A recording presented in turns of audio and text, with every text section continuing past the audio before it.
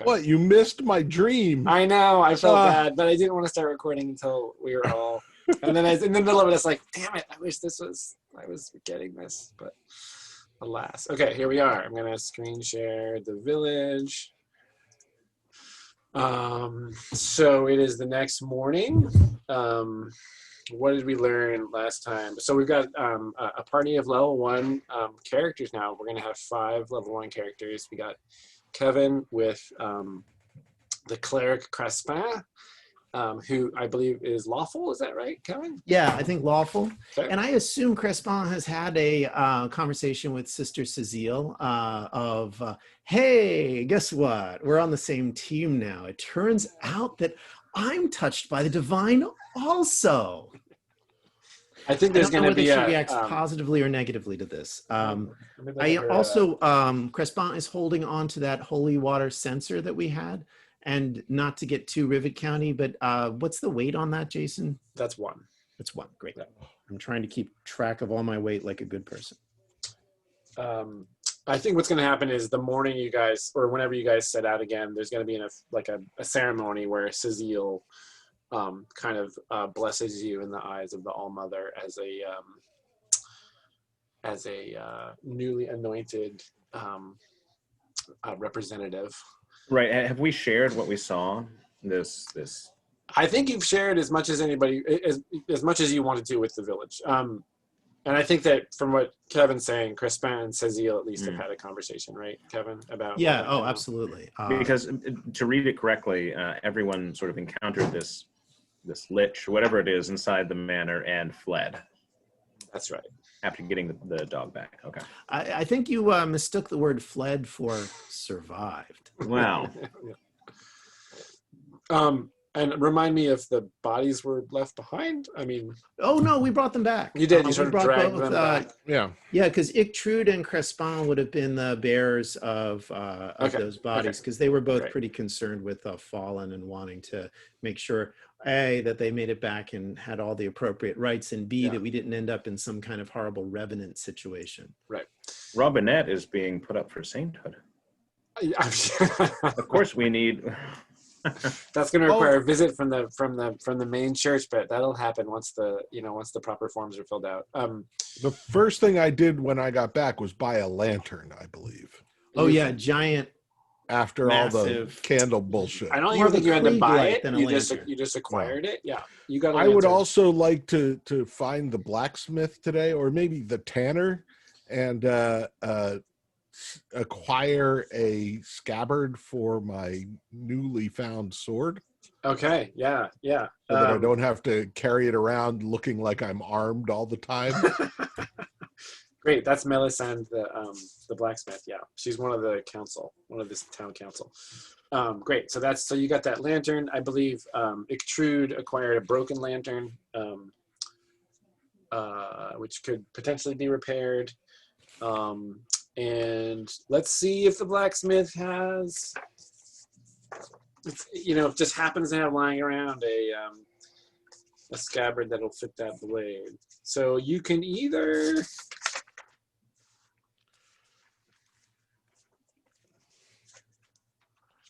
let's say, I think you just got to get lucky. Okay. Good because my luck is so good. Well, it's better than, what's your luck modifier? -2.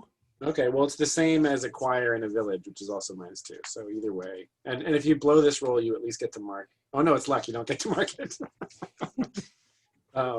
Yeah. So roll luck to see if Melisande happens to have something lying around. A 7 -2 is a 5. Oh, yeah. So you bring the sword to Melisande, and she says, she doesn't have anything, but she can have, within like a day or two, she can have like a wooden scabbard put together for you. But upon inspecting the sword, she notes that there is a crack where the blade goes into the hilt, because it hasn't been it was just sitting there on the wall Yeah. ornamentally, and she sharpens it up for you because it needs that, but she points out that where it joins with the hilt, it doesn't look like a very strong join there. Well, So she says you should be aware of that. Anything you can do to wrap it in leather? It's the steel. It's the steel, and where the steel is seated. So I would have to like put it to the forge and rework it. That would take some time, huh? Yeah. How long would that take? Well, that and the scabbard, I could have both of those things for you in 2 days. Okay. You want to chill That for would 2 be days? great. Yes. I have to recover my nerves. Mm-hmm. You know. Right. Yeah. Visit with my daughter and. My God, you have a daughter too? Yes. I sent pictures of her. I forgot about It's in the daughter. email thread. She's the one who gave me Boris. Did we come up with a name for her? Yes. I forget though. I don't know your daughter's name. Terrible father. Yeah. Let's see. See, I do more role playing in email than actually in the session. Not last week. Last week, I don't know. I was on Fire. Well, just not sleepy. Oh yeah, here it is. Boris in Happier Times. Gisela. She got him from a traveling tinker who rode through the village. Oh, And by the time Jaspar got back to town, because the woods are no place for a puppy, the tinker was gone and Boris was part of the family. Okay, great. So that is... Gisela tells Boris every morning that he must go with Papa and keep Papa safe. So are you going to leave Boris with Gisela before you go out again? Or is No, he insists he's going to take this dumb dog. I think I am going to, instead of keeping him in a bag, as I did the first time, feeling a little bit ashamed to be car loading my dog around, I'm going to get some rope from around the house and make a leash and a collar. Okay. Is everybody else... So it looks like Jaspar is not going to be ready to go for 2 days. Is everybody okay with killing time in the village? I would also recommend everyone bring your swords to the what's her face? Blacksmith? Yeah, and get them checked out because God knows what shape those swords are. I'd ask how fine is young Miss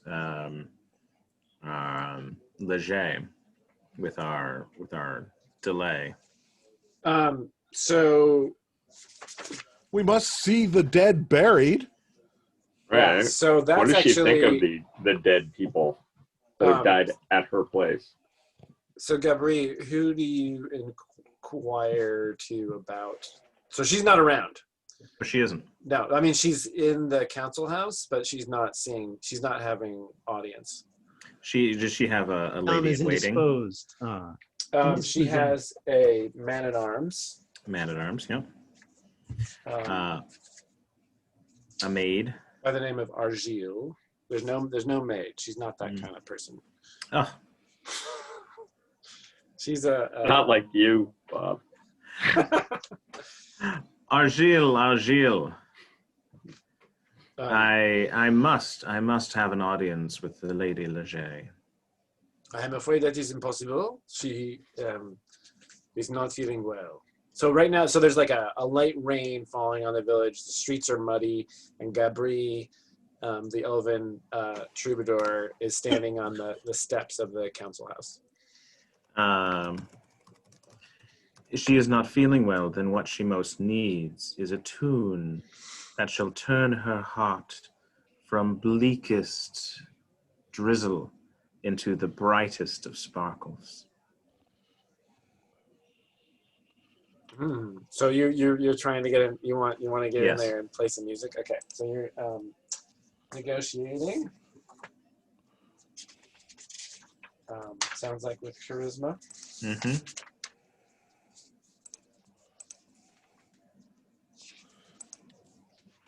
Yes. By the way, AOC is on Twitch right now playing Among Among Us. Too funny. That's so great. So to negotiate, make a charisma roll. All right. 2d6, right? Yep. Let's see. 4 plus 1 is 5. Oh, so you get to oh wow. So mark charisma. A string goes. I'm diddling, diddling, brang. It breaks as I'm sort of gently trying to strum along. And Argil says, "You have more important things to do, Elf. The lady must rest." Fair enough. Fair enough. I had hoped to tell her more of what haunts the halls of her ancestral manor, but I shall away. I have other audiences to entertain. You may. I will pass information along to her. Well, there was a man inside those halls, and I describe him. I don't. You I saw don't know. the most that was seen was his hand on the arm of a chair. You weren't there, but Gabri was. And seen from the kind of 3/4 reverse angle, it was a cloaked arm on a chair. And Dr. Claw, yeah. His hand was kind of. But what about the voice? The voice very surely. Blofeld petting the dog. The voice surely was notable. He said, "See you soon." Fair enough. There was a sprightly old man inside there. Could it have been Lady Leget's father? The Baron was not sprightly. Is not the word I would use to describe him. Is there anything else that you say? Someone lives inside the house? Lives perhaps, but do they live in the light of Donaviev, or do they live under the pall of some other darker power?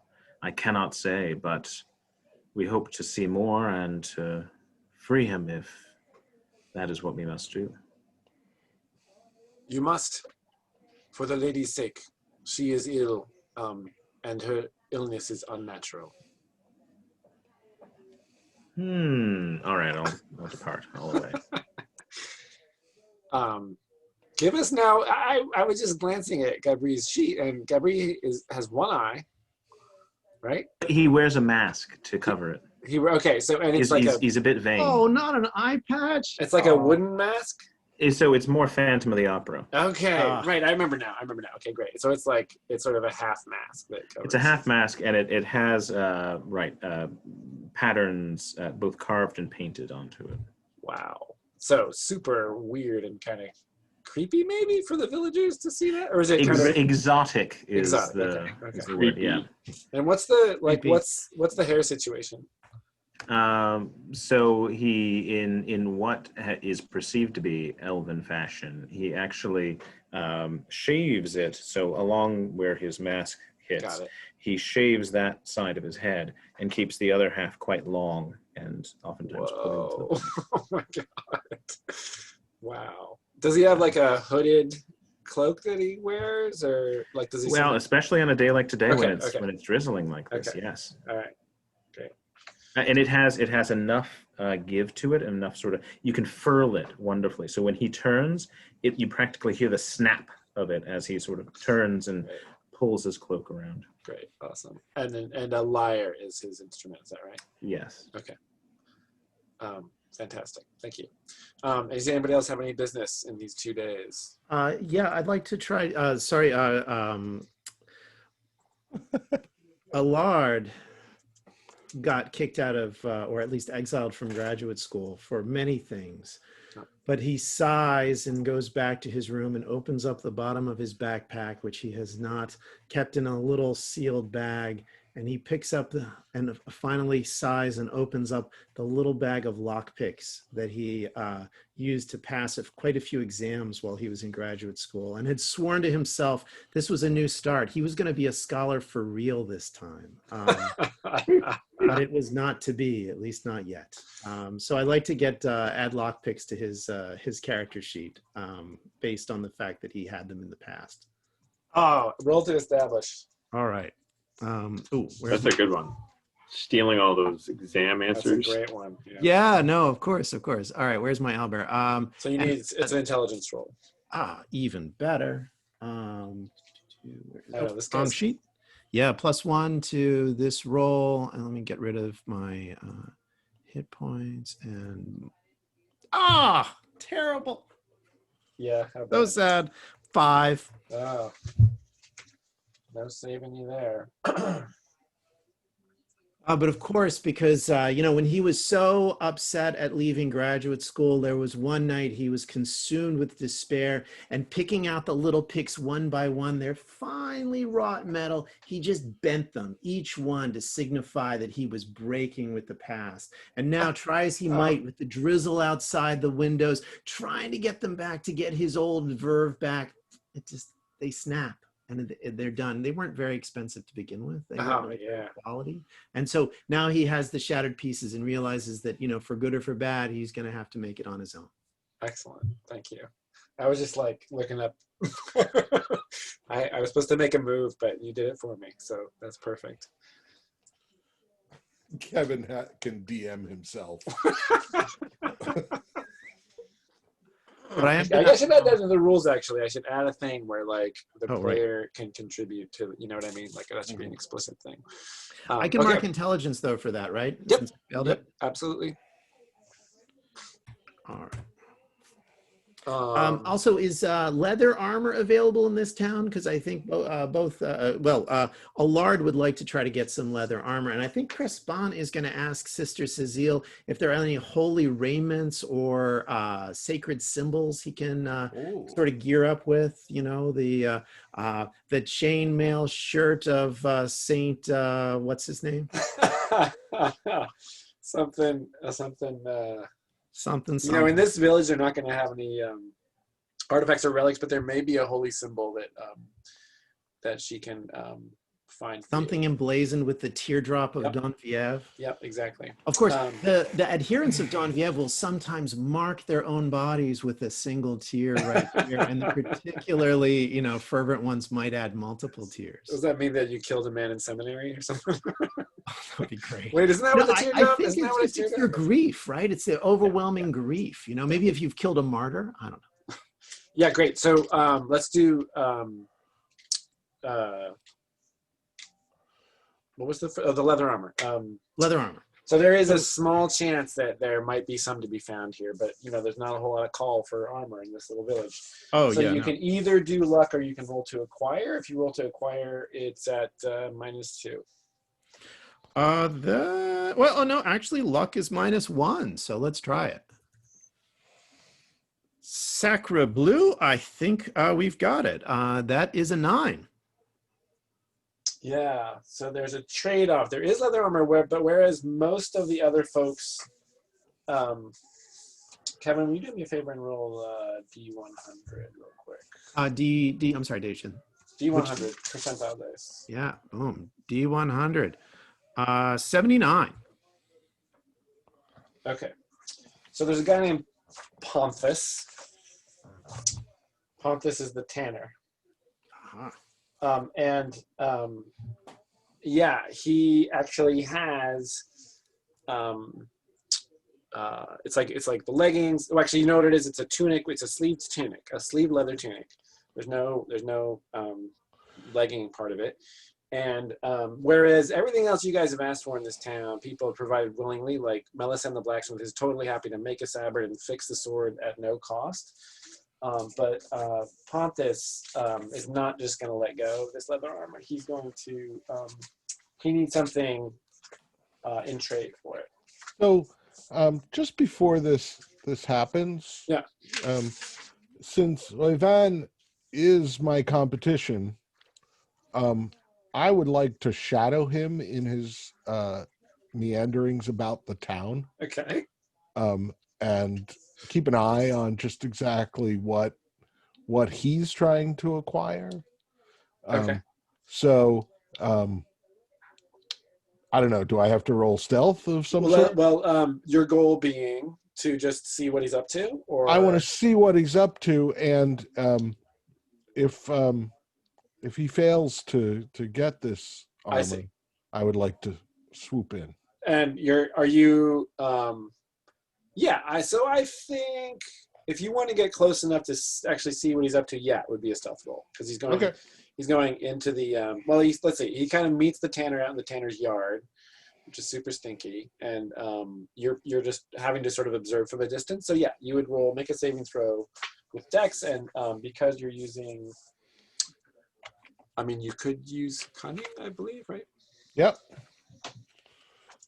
I could use. What else am I going to use my cunning for? Right. So this would be like hide in shadows kind of thing. What does it say under hide in shadows? When you are out of sight and remain quiet and still, you may spend one cunning to go unnoticed until you act or until someone is right on top of you, whichever comes first. So that would imply you'd have to get sort of within sight before Kevin got there and not move. I think instead you have to make a saving throw. Okay. To avoid being seen. Okay. Well, it's a straight roll. And if I fail, I'm going to, look cash. Yeah, I rolled a 3. A 3? Oh my god. 3. Yeah, so you don't even have to worry about. At least you don't spend your cunning on that, right? I'm smoking a cigarette You might out end on the up, street. end up slipping in the mud in the rain. You may end up kind of face planting there. Well, we're not. There's not going to. Well, I mean, actually, what is your dexterity again? It's like a 9. It's a 9. Yeah. Okay. It's not totally clumsy. Yeah, it's not Keystone Cops, but you. That is kind I of. think he's not going to slip and fall on his face, but I think it's going to be obvious to Ivan that. Yeah. I'm looking shifty behind you all day. But when we say Oivan, we mean Allard. Yeah, Sorry, I was going to say, Ivan is catching I'm rats. sorry. Sorry, getting my thieves mixed up. I This town is rife with thieves. Oivan is. That's the rat catcher. Okay. That may be the issue. Maybe you followed the rat catcher. Yeah, that's right. I don't see any other thieves on the. He's not up there yet. I haven't. Oh, okay. That's why. Yeah. I made my stealth roll with a natural 12, and that's why you can't even see me on the spreadsheet. Nice. Okay, so Allard, Ponthus the tanner, is asking for the equivalent of 30 silver pieces for this pretty decent leather tunic that he's offering. 30 silver pieces. Yeah. When I can offer him something that he would never imagine in his wildest dreams, which is this knife and this fork that I can personally assure him were used by the Baron Leget himself at table, as pointed out in this lovely book that I have that lists all the silverware. And I can tell by the marks on this, because as we all know, the Baron was left-handed, that this is clearly the Baron's personal knife and fork, and therefore gorgeous, solid silver or gold or whatever it would be made of. And I've fair trade for this priceless heirloom, which will grace his table and his descendants' table till the end of days.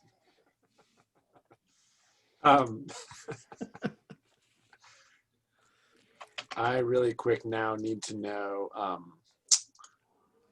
Ponthus's traits, so I'm going to have you roll some dice for me. Okay. Because this is an NPC that I'm kind of making on the fly here. Oh, nice.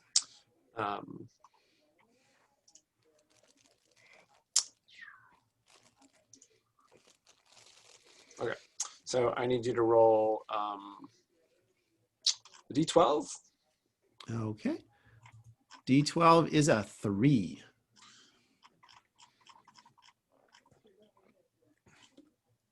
Okay. All right.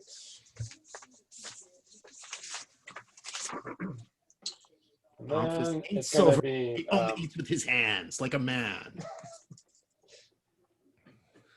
and then I'm going to need, let's see, another D12. All right. Dodecahedron of Destiny, an 8. Okay. So what this is doing is you're rolling his alignment, you're going to roll some traits, and then that'll help me figure out how he's going to respond to this. Oh, very nice. It's not a straight up negotiation because the total value of that fork and knife are not great. So I'm just seeing how I'm seeing if he's potentially look at the craftsmanship. Potentially gullible. And then roll percentile dice 3 times. Percentile dice 3 times. All right, Albert, here we go. 23. Okay. First one. Second one is 34.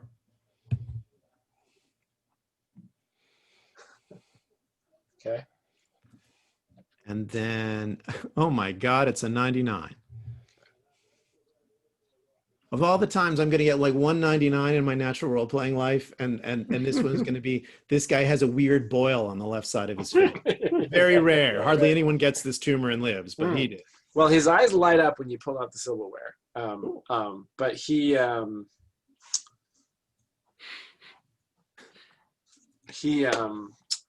is just not buying that is as valuable, is actually the belong to the Baron. But he says 10 more where 10 more where those came from, and you have a deal. Is that fair? Is that you have, I mean, you don't know how much silver is worth to you. No.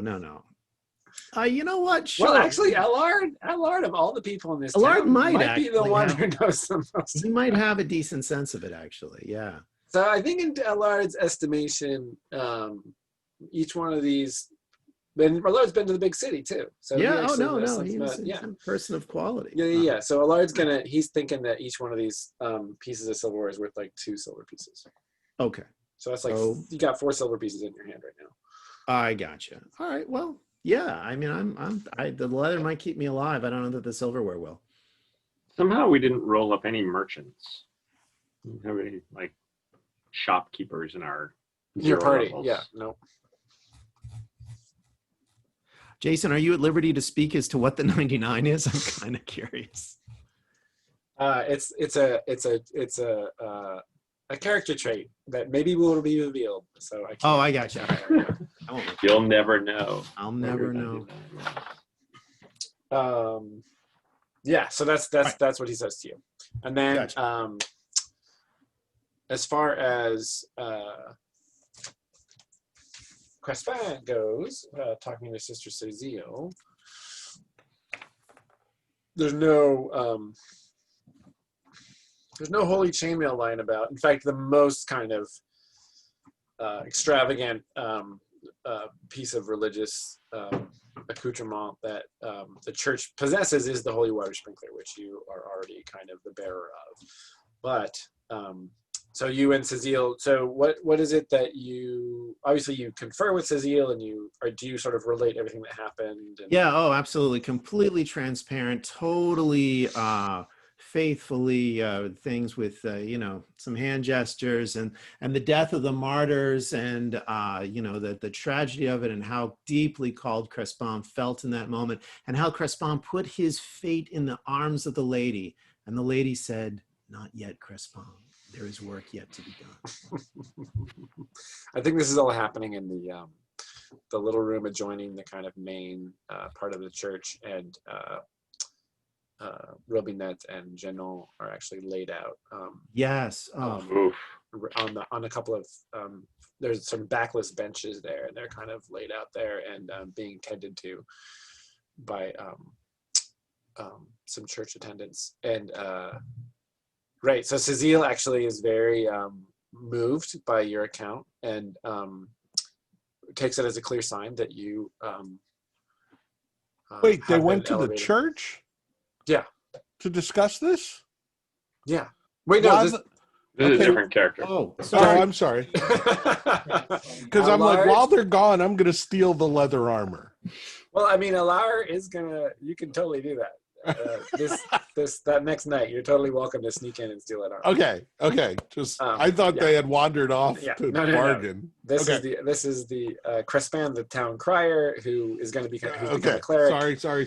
No problem. I was watching AOC play Among Us. Stay focused. I'm sorry. Gold leader, stay on Don't worry target. about it. It's fun.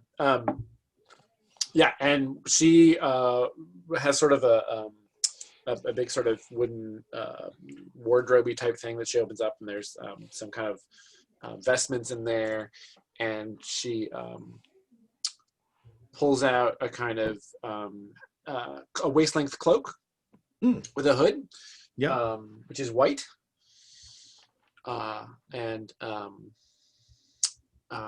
she sort of shows these things to you. She shows you that, and then there's a pendant. There's a copper pendant with a teardrop on the end of it, and these are the signs of office of somebody who can carry out church business. And she says that on the on the next day, the day that you guys set out back for the manor, they'll have a ceremony where you're kind of given these things.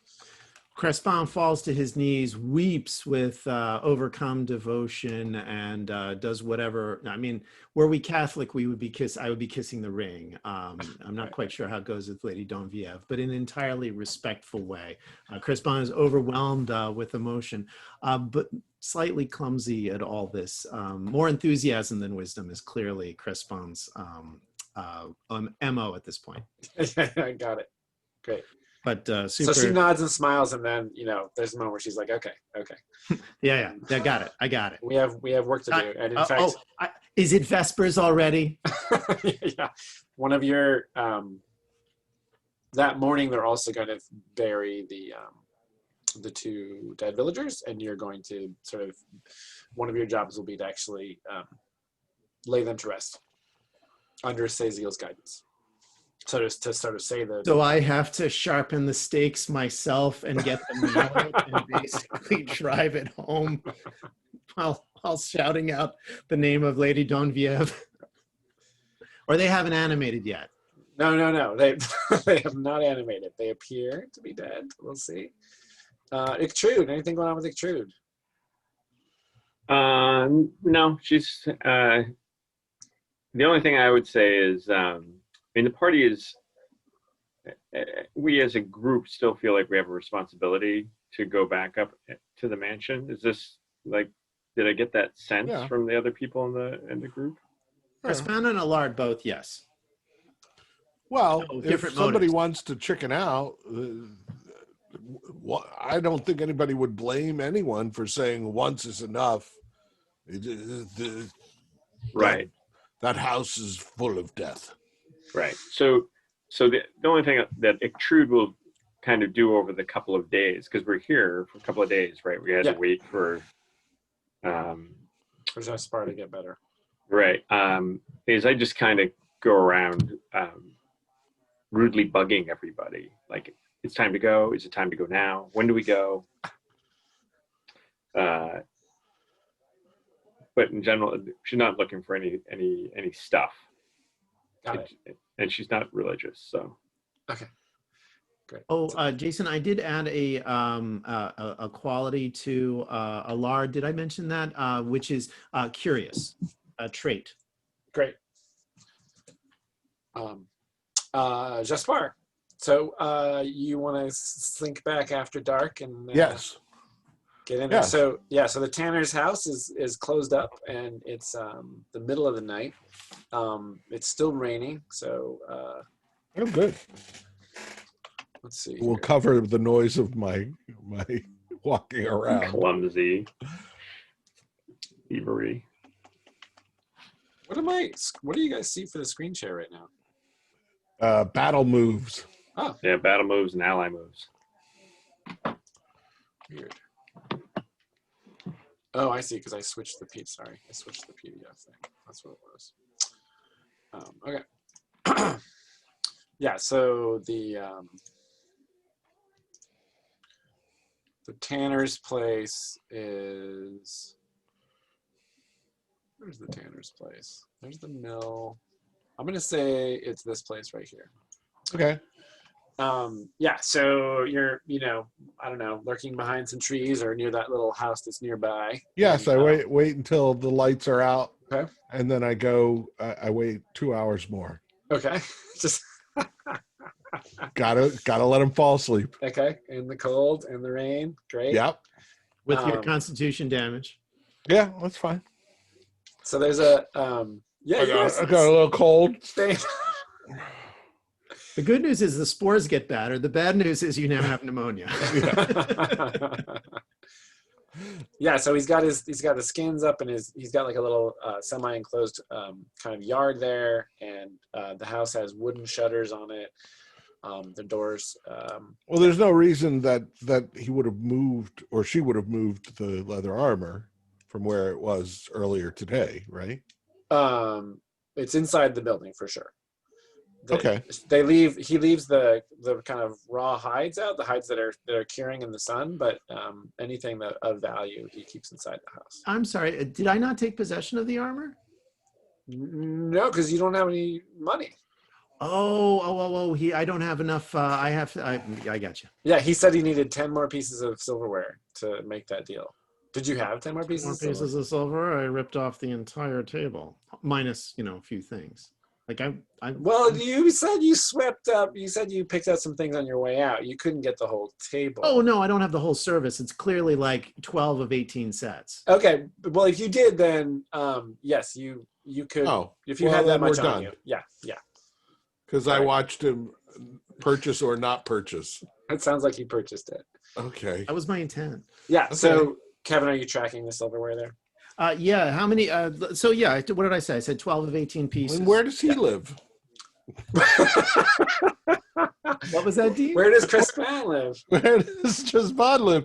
There's no reason why he'd be sleeping in this Yeah. leather armor, Yeah. right? Yeah. No. Well, okay. Let's keep him straight. Allard is the sorry. newly Yes. Sorry. Alar, chief right. with the Okay. And Alar is renting a To be room. sure, he's not sleeping in it. I think he's renting a room from a local. Yes, he is. Who resents him, and it actually goes both ways because Allard thinks the food is terrible. Okay. The local thinks Allard doesn't get to complain with how little he's been paying and is behind, frankly, by 2 weeks. And roll percentile dice for the name of this local. Just once, I want it to be like Russell or Bob. That's my brother's name. That's my brother's name, and it's my name. Russell? All right. I'm just saying something Wow. non-French. Sorry, what'd you get? We got 97, Jason. Oh, Okay. I'm blowing off great rolls. That is Vucrin. Foucrin.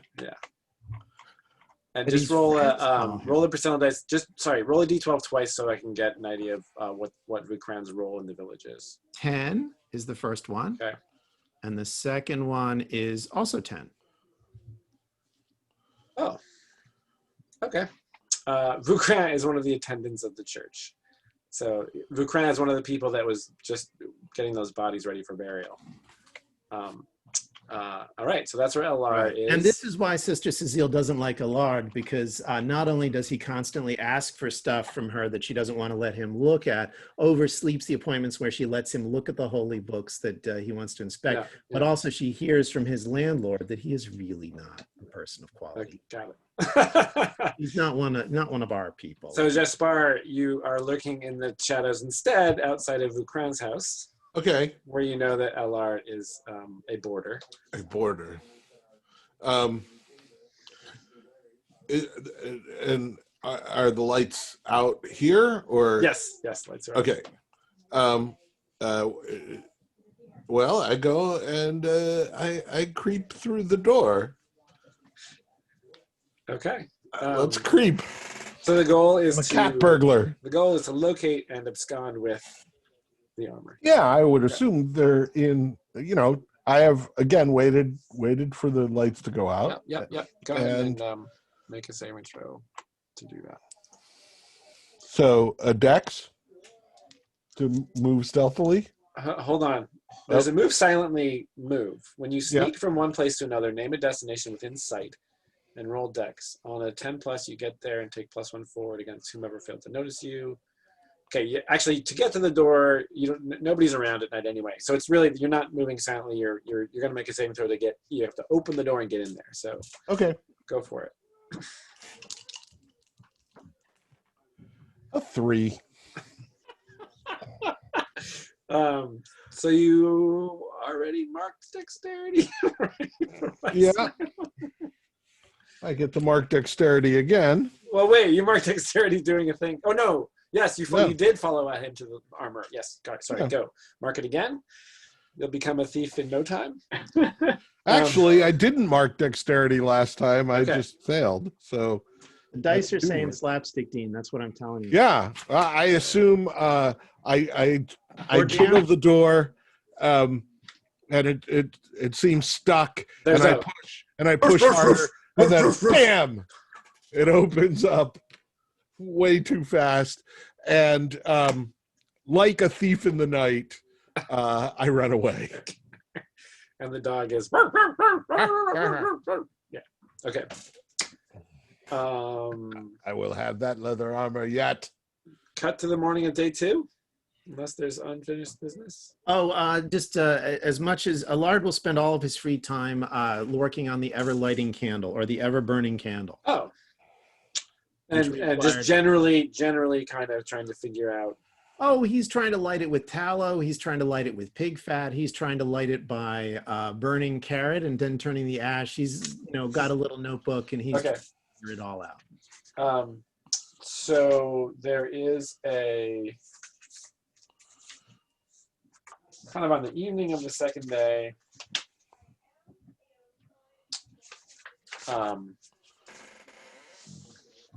Actually, it's the same night that the dog starts barking inexplicably. You wake up and you can't get back to sleep, and you're like, "There's that candle. I gotta, there's something. I gotta figure it out." And you reach over to pick it up, and when you pick it up, your finger touches the wick, and when your finger touches the wick, it bursts into a bright green flame.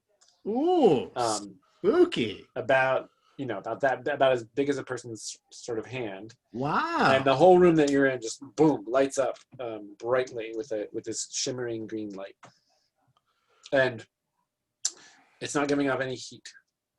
Like you move you're just sort of stunned and surprised, and then you reach forward. I can't cook with this. You cannot cook with it. Yeah. No, it's not a weapon. Well, Allard has a wonderful moment where he's convinced that now he's a wizard. The wizard. But daylight comes, he puts it out, and then he's still a thief. Yeah, and so what he figures out is that he can put it out by touching it again.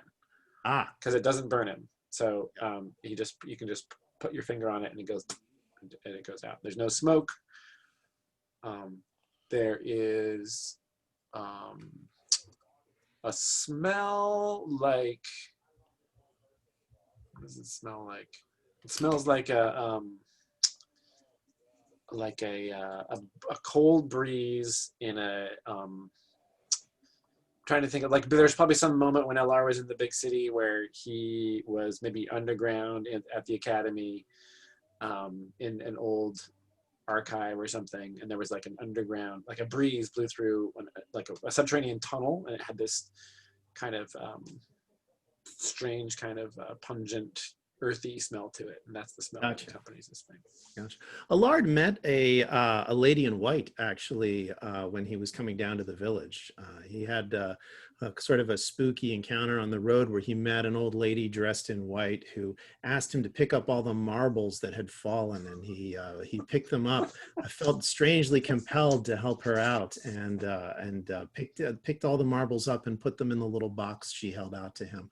And the marbles weren't as firm as he'd sort of expected. They were just a slight bit squishy. And then, she thanked him and sort of vanished into the night. And he's not really had a great night's sleep ever since. Wow. Okay.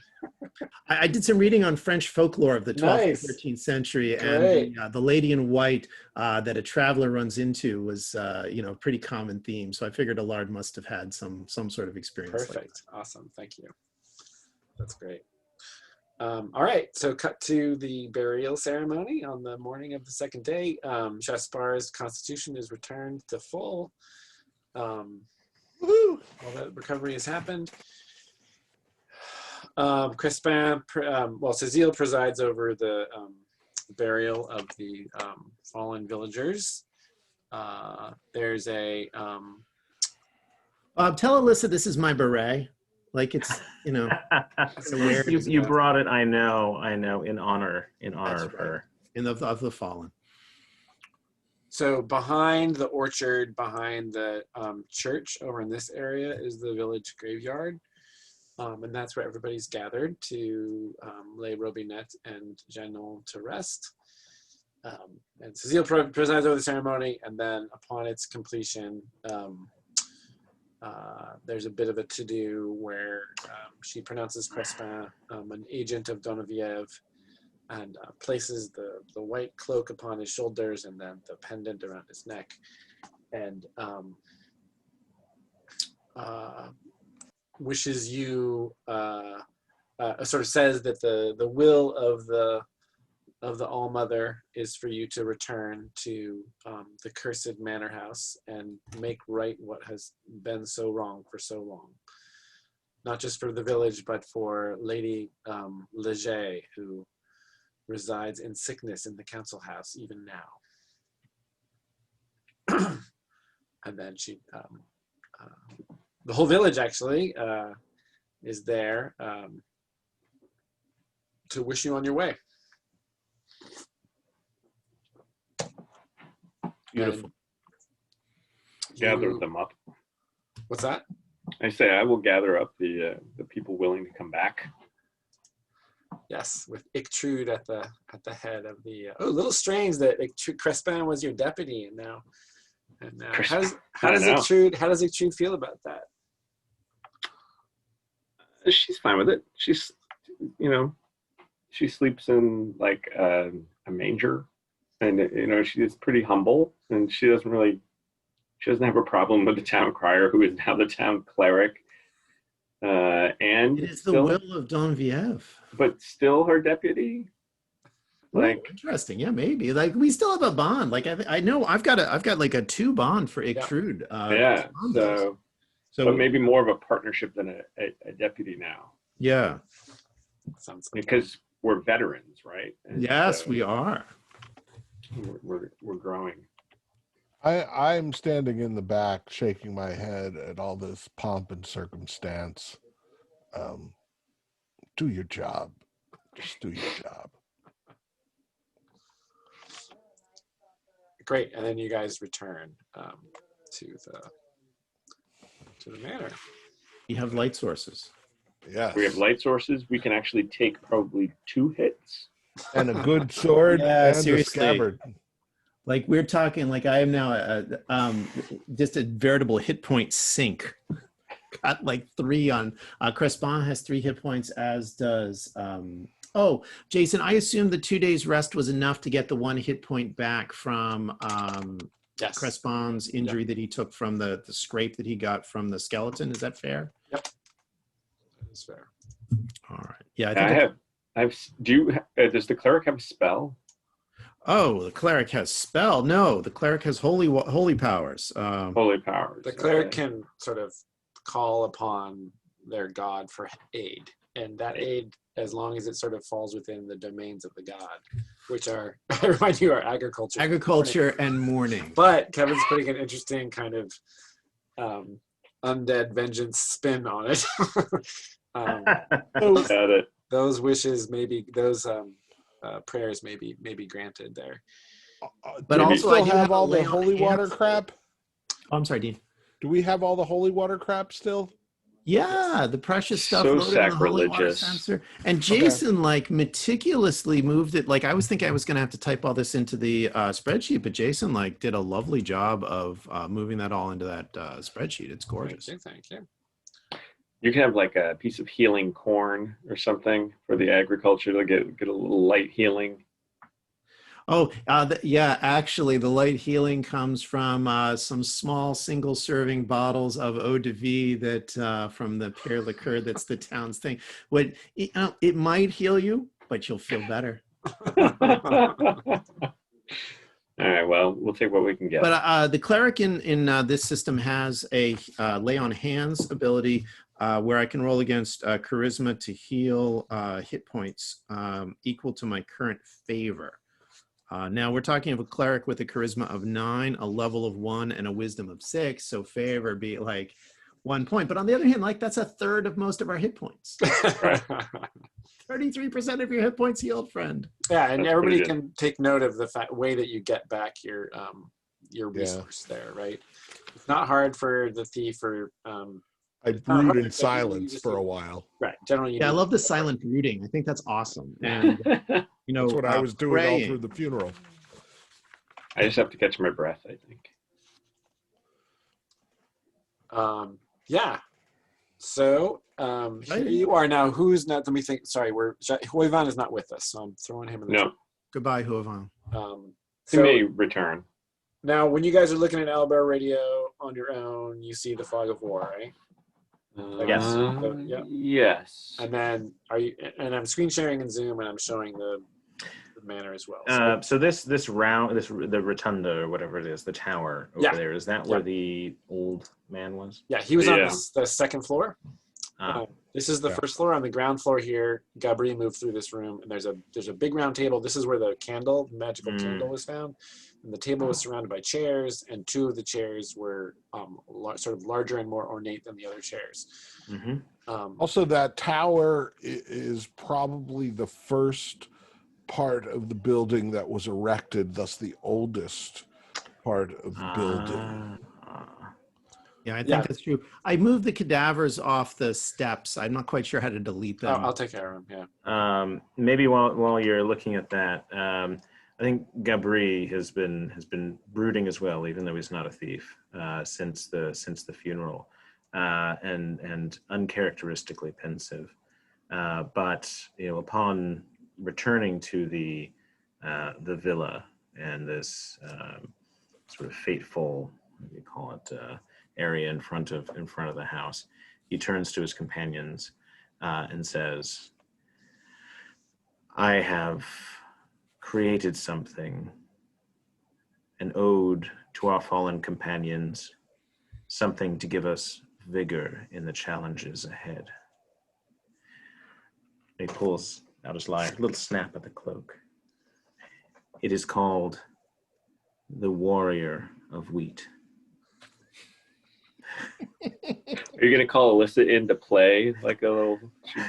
Oh, she should. I know. If we have, hey, Liz. Can Elizabeth play the harp or something? Yeah. Hey, Liz. No, she's not listening. That's too bad. Find is one of Gus's instruments in there, like his flute or his guitar?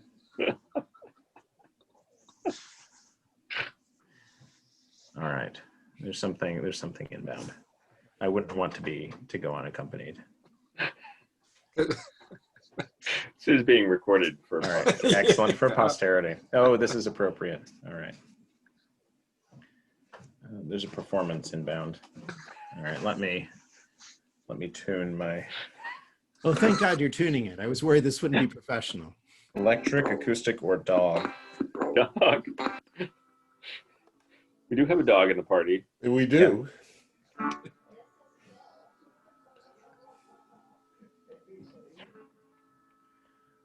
Warrior of wheat, cutting back a black harvest, greatest among peers, she might have gone farthest.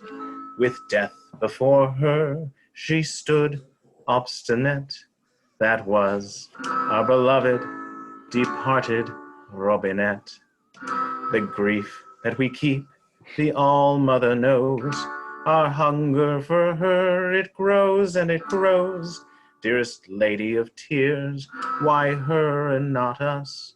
Fate and fortune forever will ever be thus. Oh, Wow. Wow. Oh, Wow. beauty. Amazing. Nothing for fortune teller. Not a Robinette verse. got Top Not a billing. verse, not a chorus. No, Nothing. not a chorus, not a refrain for any other. Not even a mention of No, nothing. none at all. None at all. Maybe there's another song later on. I know there's another. I can have two, so certainly the other one is devoted to the clackers. The mighty clackers is what I call that one. You can have many. You can have songs up to your intelligence. Oh, up to my intelligence? Yeah, Oh, yeah, good yeah. Lord. Oh, No. fantastic. Rob wait. Palmer. No, Do you hear that? It's like intelligence divided by 4, I think is how many. What is Gabri's intelligence? Is 9. So Yeah, so think you of can have all the of 9 There's those. room for the mighty clackers. The mighty clackers can go in there. It's actually a bit of a bawdy tavern tune. We're That laughing sounds with right. you.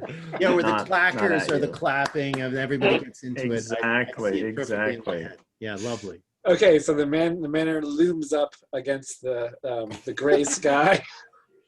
It looms. It looms, and It looms. the echo of Gabri's lyre fades. So, wait, so this gives us all +1 for a long time, right? He Having didn't actually roll to this. perform right then. He's just Well, but Jason, I mean, I think I could roll oh, to, that's true. to You're motivate, right? because there's a yep. You totally could. Yep. Sorry. So I think I had to say, how the piece would inspire these effects. I think it would, my intent is to be motivating. Yeah. At this Great. moment. Go for it. So I need to roll 2d6, and then I would add 1 for my instrument and 1 for my charisma, I think, right? Correct. Oh no. What you get? A 4, which is up to a 6, which I can get up to a 7 with my luck. You can. Which doesn't get you a free effect. Yeah, No. it's not worth burning luck. It's on not that. worth it. Oh, man. It's not worth it. I can I'm prevent you from excited making a about that. move, but Yeah. it's the chilling wind, the gray wind, whistles through and sort of carries my voice. Just bars like not a word about the fortune teller, huh? And Extrude is rolling her eyes harder than I'm rolling my eyes in real life. Which seems impossible. They should be coming out of your head. Does he not know we could die in here and he's playing those little instruments? Colleagues, we should explore, says Allard. We know what's in the big tower, and I think rushing first to our doom may not be our best move. I suggest that we check out the north wing first and see if there are any tools we can use, or it might illuminate something of the nature of the foe that we face. Or we could die to acidic slugs. Slugs aren't hard to deal with. Okay. I'm not going to die to the slugs. Okay. I don't know. I've heard about them. But I like this idea of finding maybe some other stuff that will help us if we have to face this weird guy you described.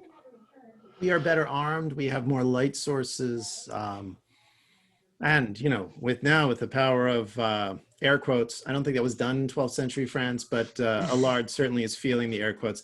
With the power of Don Viev over here, surely righteousness will be on our side. But shouldn't we strike to the source of this? Shouldn't we head straight up and confront this menace in his tower? Crespin knows that Don Viev will carry us to victory no matter how we go.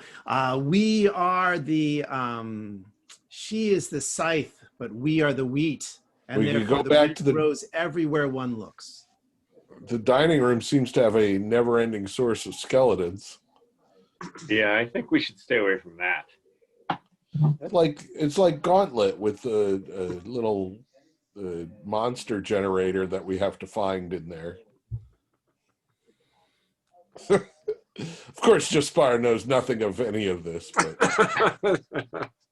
I say we try the left side of the house. okay, We've seen nothing over there. okay. Left side is the top? Oh, Yeah, the I'm sorry. top. I'm looking at Owlbear. I need to, yeah. Yeah, That's where the treasure room is traditionally. in the top. Well, fair enough. What is there traditionally? The treasure room. Oh, it's always the top? No, I'm just making things up. Just being silly. Let's go. All right. So there's some stairs up to a little doorway there. Is that what you're talking about, Ictrude? Yes. Okay, you first. Yeah, Ectrude doesn't mind being first. She has her shield, her raven shield, and her trusty. I get my bullseye lantern in one hand, my sword in the other, and I tie Boris's leash to my belt. Okay, great. Yeah, 2 questions. What time of day is it?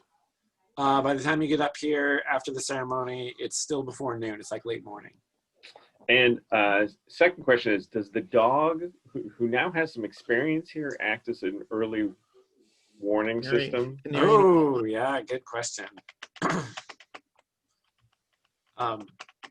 Be growling, whimpering. Well, he seemed to have been treated nicely by the old man, so maybe he. But the old man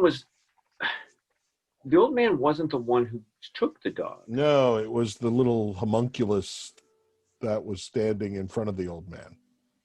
Okay, maybe the dog doesn't like the homunculus. Boris, so we're talking a puppy, right? A Malamute puppy. Yes.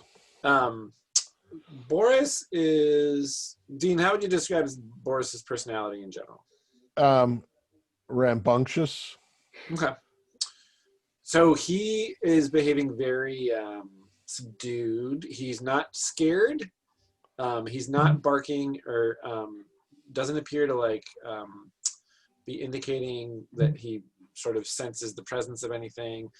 He's kind of looking around alert and looking to you, looking to Jaspar, kind of for, is this okay, for reassurance, just looking to you like, we're back here. Is this okay?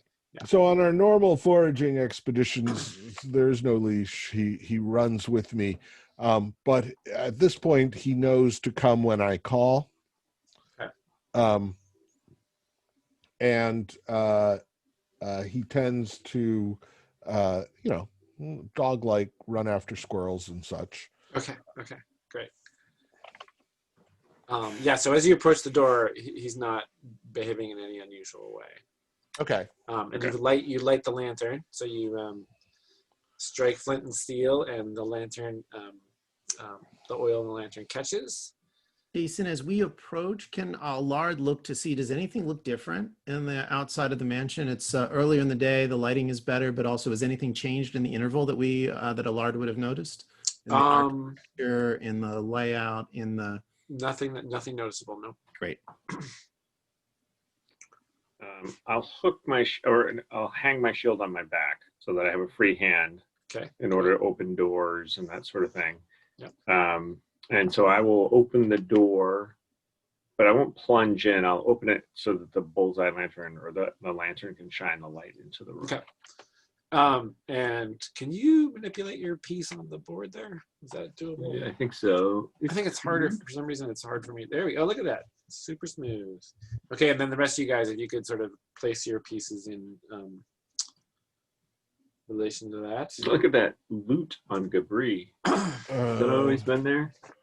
No, I changed it. Very nice. I could change. You want me in the middle with the lantern? I think probably right behind the lead, right? Yeah, but Crispin got there first. I like Crispin being close by. Okay, but all right. Yeah, there we go. The amazing Crispin. So Ictrude tries the door, and it appears to be locked from the inside. Well, that was anticlimactic. I go over and shine a light in the window. Okay, so you raise up the lantern and peer in the window. Now, from here, to actually see, and you can raise up your lantern to reach the window, but you actually are going to need a boost to actually see in the window because it's up off the ground. Ictrude can boost you up. She has a strength of 16. She is strong. She is swole. Okay. Yeah. 16 is a serious score in this party. Yeah, that's my wisdom. So boost me. Okay. Is there any way to circumvent the locking mechanism on the door, bad hinges, anything that Allard would notice or could... So Allard's checking that out? Yes. Oh, you That was a mistake. Don't look. That was a mistake. I don't know what was up with that. Still trying to get used to how this thing works. What do I need to do? Bob, when you were doing Owlbear, oh no, this only happens because you're screen sharing. That's right. Yeah, Jason, I'd love to get. So mine was a very, Yours was very brute force approach. I just basically had a bunch of rectangles that I drew. Oh yeah, did that work? Yeah. Yeah. So it's just a little. Looks like a little closet. Monster closet. Um, Can I boost a Jess bar right through the window? no, it's only about this wide. It's like, for shooting arrows out of Oh, right. in All right, times got of it. need. Well, while we're here, let's go look in this window. Okay, great. So just that room that you're looking into there, from what you could see, and Yeah. you can only see in that far. You're shining the light in. It's just like a stone chamber with like cobwebs and seems to be empty. So I'm looking in the bathroom. Okay. And then you shine the light in here. Oh, this is maybe a little more interesting. Is this higher up or the same? It's about the same height. And I'm trying to figure out how far you can see here. I think with that lantern, you can see pretty far, actually. Let there be light. Oh, wait, no, it's adding fog more. God damn it. Oh, that's cool. I should be a little more. Okay.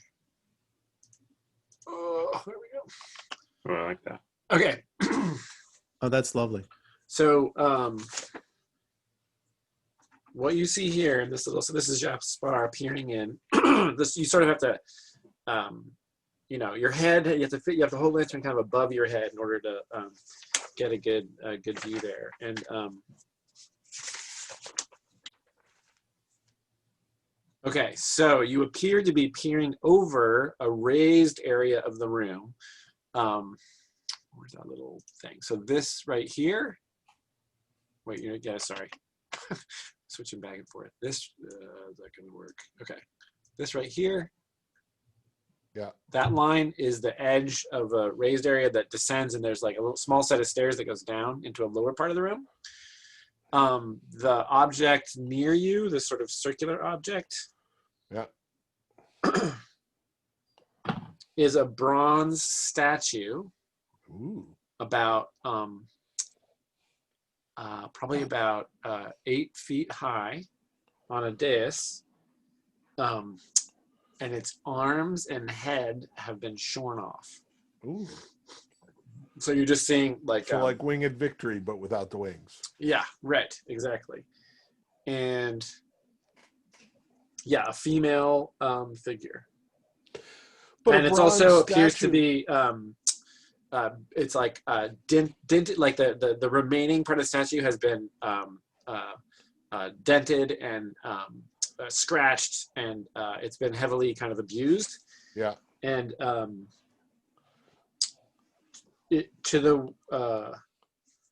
up to its waist from the floor has grown the kind of black mold, the same black mold that's all over the fountain in the courtyard there. So up to the statue's waist, this black mold has grown. And the area, from your perspective, so you kind of take all that in, and then you kind of turn your lamp down, and you see all around the base of the statue, there are dark stains on the floor. Right. So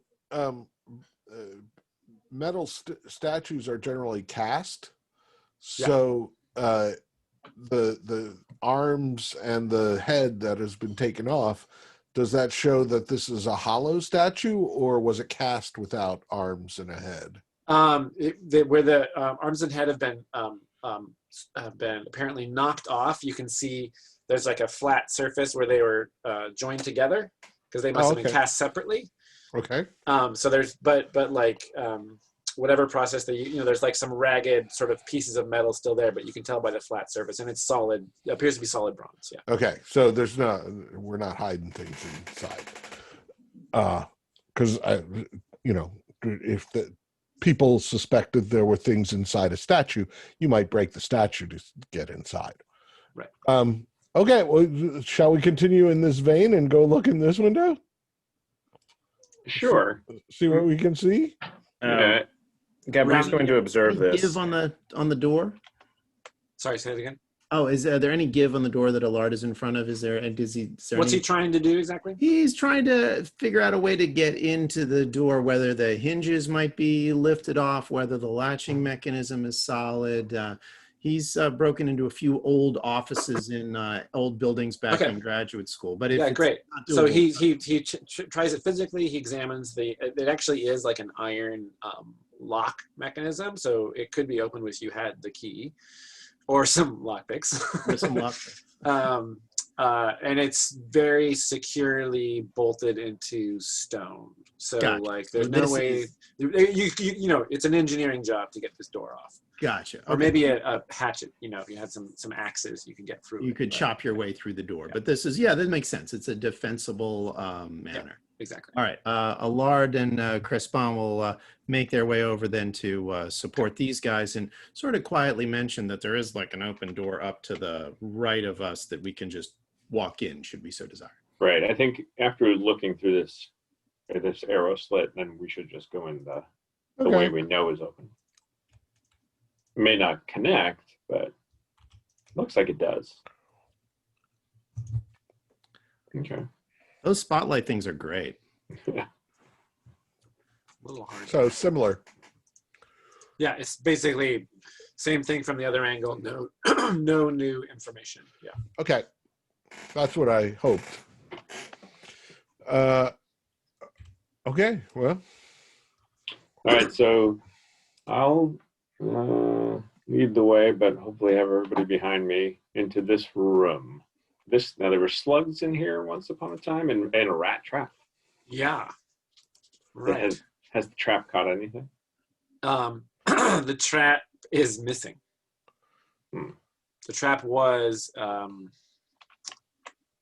trap you had placed it basically sort of right here at the foot of the stairs. Yeah. And you can tell, well, actually, of everybody here, Jaspar can tell, because Jaspar is a forager, that in the dust on the floor, there's marks that show that the trap has been dragged away to the east, into the darkness to the east. And I guess with that lantern shining it around, you can see a little more of what's in here.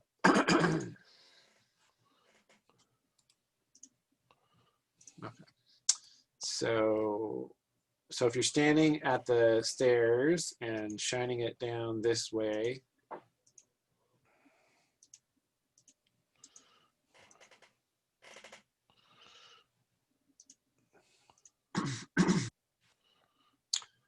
so down at the far end, Stairs everywhere. you see stairs down and stairs up. This set of stairs here is just a small stair up to like a raised floor, and then this is an opening into some larger room. It's just an opening. There's no door. This door over here appears to open into the same area you were examining before, and right here is actually a passageway that goes further back. You just can't see what's back there yet. Anybody have any strong feelings about where we go? Let's go up to the raised area. Just to my right. So Yeah. I'll come up here. Yeah. I sneak along behind him. Shining that very bright and difficult to hide with. I'm trying to make it look like it's on your shoulder. Got it. Okay, so Iktru with the light shining over your shoulder, peering into that space.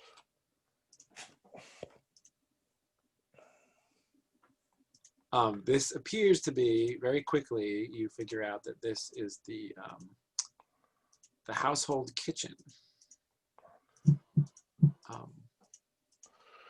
That was my heart. It's big. It looks big and empty, but it's actually full of all of the equipment necessary to feed the entire household: tables, counters, cabinets, cupboards, racks of utensils, pots and pans. Cobwebs cover everything. Dust on the floor. Jaspar can see like different things have moved through this room at different times. There's clearly the sign of the passage of creatures through this room.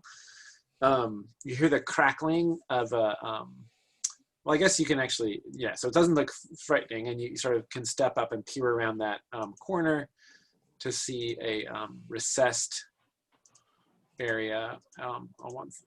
Not going any further than that. Okay. Right. So if you get just there and peer on that corner, there's appears to be a huge, just from the brick side of it, you can see there's a huge fireplace right here. And this lower area, there's just like one step down into that recessed area, and that appears to be where all the main kind of big cooking happened. Okay. Yeah. So there is. And so there's actually a fire going in the fireplace. Right now? You can see a glow, an orange glow from it, and you hear the crackle of wood burning. Someone's cooking. Hmm? I would not expect that. You want to investigate? Yeah. Do any of the food stores or foodstuffs look fresh? No, and you don't see any sign of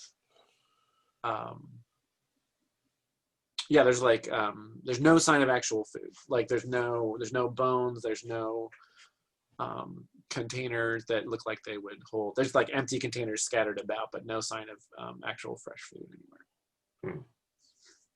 Well, that is odd. Let's back out of here. Okay. And open the door into where the statue. Oh, and just to be clear, over this little indent over here into the darkness. Yeah. That opens up into a little space there, but you'd have to go closer just to let you know. Yeah, I'm sure it's a there's some pantry. defensible spot. Maybe with a passageway. But I'd say let's look down this corridor here. Okay. Yeah, I'll peer around the corner here. Yeah, shine your light down there just so we don't get ambushed when we go into this little room. Well, the statue room is full of mold. I Oh, don't like mold. Gertrude, be not afraid. Genevieve guides our way. She will inspire your choices, and your choices will be true. So that down at the end of that hallway, there's 2 doors at the corner, and then it turns left. I say we go down the hallway and around the mold room. all right. I like that idea. The mold is bad news. Any paintings or anything on this long hallway? No, it's just stone wall. There's like, every, like at the corner you're at, there's some torch brackets, but pretty unadorned in this area. Okay, so you're gonna proceed down that hall. Yeah, I'll get far enough so you can shine the lantern. By the way, Gabri has been just sort of hanging back sullenly, thinking about the unsophisticated ears of the individuals he's traveling with. Because clearly they didn't get any inspiration from what he had done before. He's been sort of tuning his lyre and just sort of mumbling to himself, shaking his head at them. And he's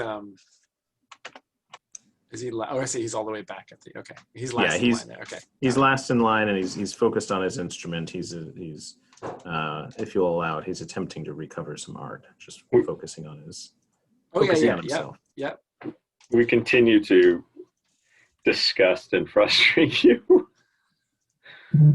as companions. It's so sad. There's no bond to be had here. So the passage turns to the left, and then there's an opening on the With left some of the stairs. wall there. Some stairs lead down, and then at the far end, it continues off to the west, and then to the north there is a door to the outside. Does that appear to be barred or locked? It looks to be the same kind of door at the other, but unless you go up and try it, you won't be able to. It has the same lock mechanism on it, but you can't tell from looking at it whether it's locked or not. I will try it, because I'd like to know if we have it as an escape route if needed. Yeah, so it. It's an excellent thought, Ichtrude. Always good thinking. That's why we follow you. So you move Thank over you, to the Crispin. door, and you try the latch, and it sticks. But then you see that there's like a little lever mechanism on the inside where if you flip it up, the door unlocks. Okay, yeah, I'll unlock it. Okay. Even open it just a bit so that it's ajar if we Okay. need to go out, and then look to the south. Okay. Jason, Allard is going to test this door that we're walking past that goes into part of the kitchen just to see if it opens. Yeah, it does. Great. All right. And you also see the glow of the fire from the fireplace. And when you cast a glance in there, do you peek around the corner or just look straight? Yeah. You see that hanging over the fire on a, there's like a series of those iron kind of pot handles sticking in into the fire various places, and there's an iron pot with some kind of bubbling substance inside of it hanging over the fire there. Ooh. When you Fire burn and cauldron bubble. That is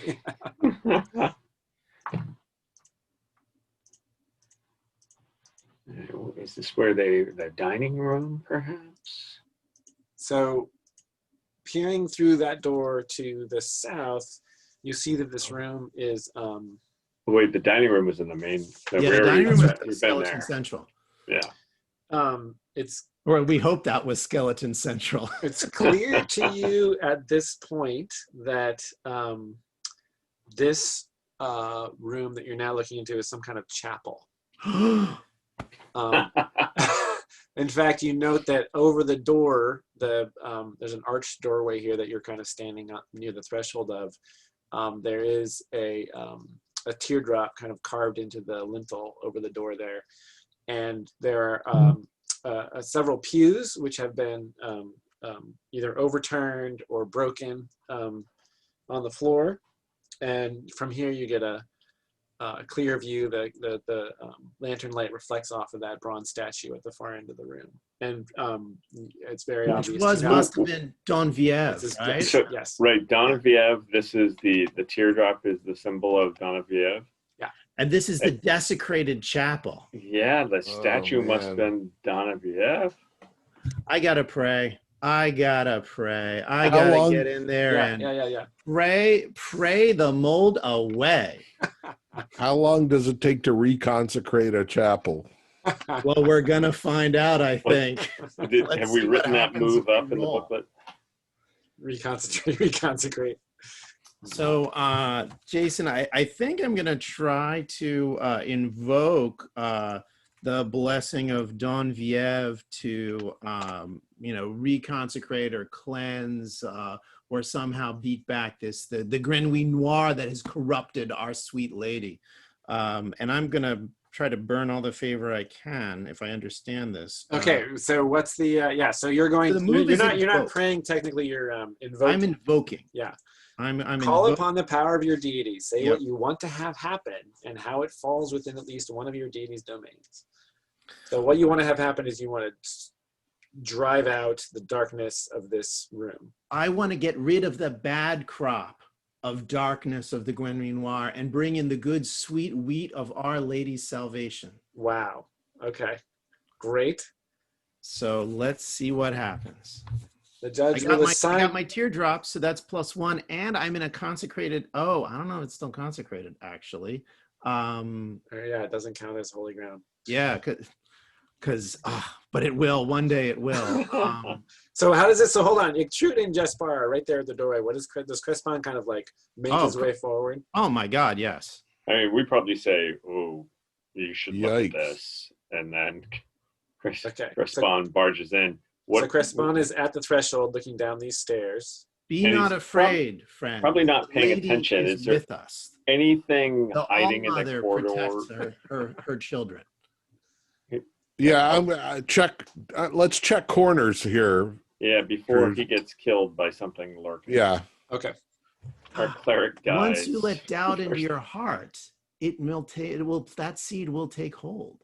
Be not afraid, good friends. Have we not already triumphed the first time? Don't look. appears to be nothing in the corners other than cobwebs and debris. And Crespin is. I keep wanting to click on the live feed. I know. I know it's confusing. Yeah, but Crespin is going right up, and teardrop in one hand. So he's going into. He's entering the room. Heavens. Yeah. Is he going like towards the statue? Yes. He's not going to wade into the mold or the suspicious looking stains, which is one way one could desecrate a place, might be to like murder some people on. Or poop on it. So you've got the whole, describe again what you're doing as you're approaching the statue. As I'm approaching it with a teardrop ahead of me, calling out for the favor of the lady to banish these things. So I got teardrop in the one hand, and I got her holy censer in the other. The most holy things that I got. Okay, great. And I am. So as you reach about the midpoint room, and Jespar and Ictrude are watching from the door. I take it. Is that right? Yeah, from the stairs, perhaps. You all hear a kind of faint mumbling, and as Crespin approaches the statue, it grows into a chanting. And Crespin, you detect the kind of meter of holy chants from the church. Like this isn't like it seems semi-familiar, but you can't make out the words. Yeah. And then you get about 10 feet away from the statue, and a figure suddenly materializes in front of the statue, and it appears to be it's actually a man dressed in the same white vestment as you. So all of a sudden you stop, or maybe you don't. But I throw the Don Viev sign. This spectral figure manifests in front of you, and this figure looks is chanting and looking to the heavens and kind of backing up as you approach the statue with his arms out, and then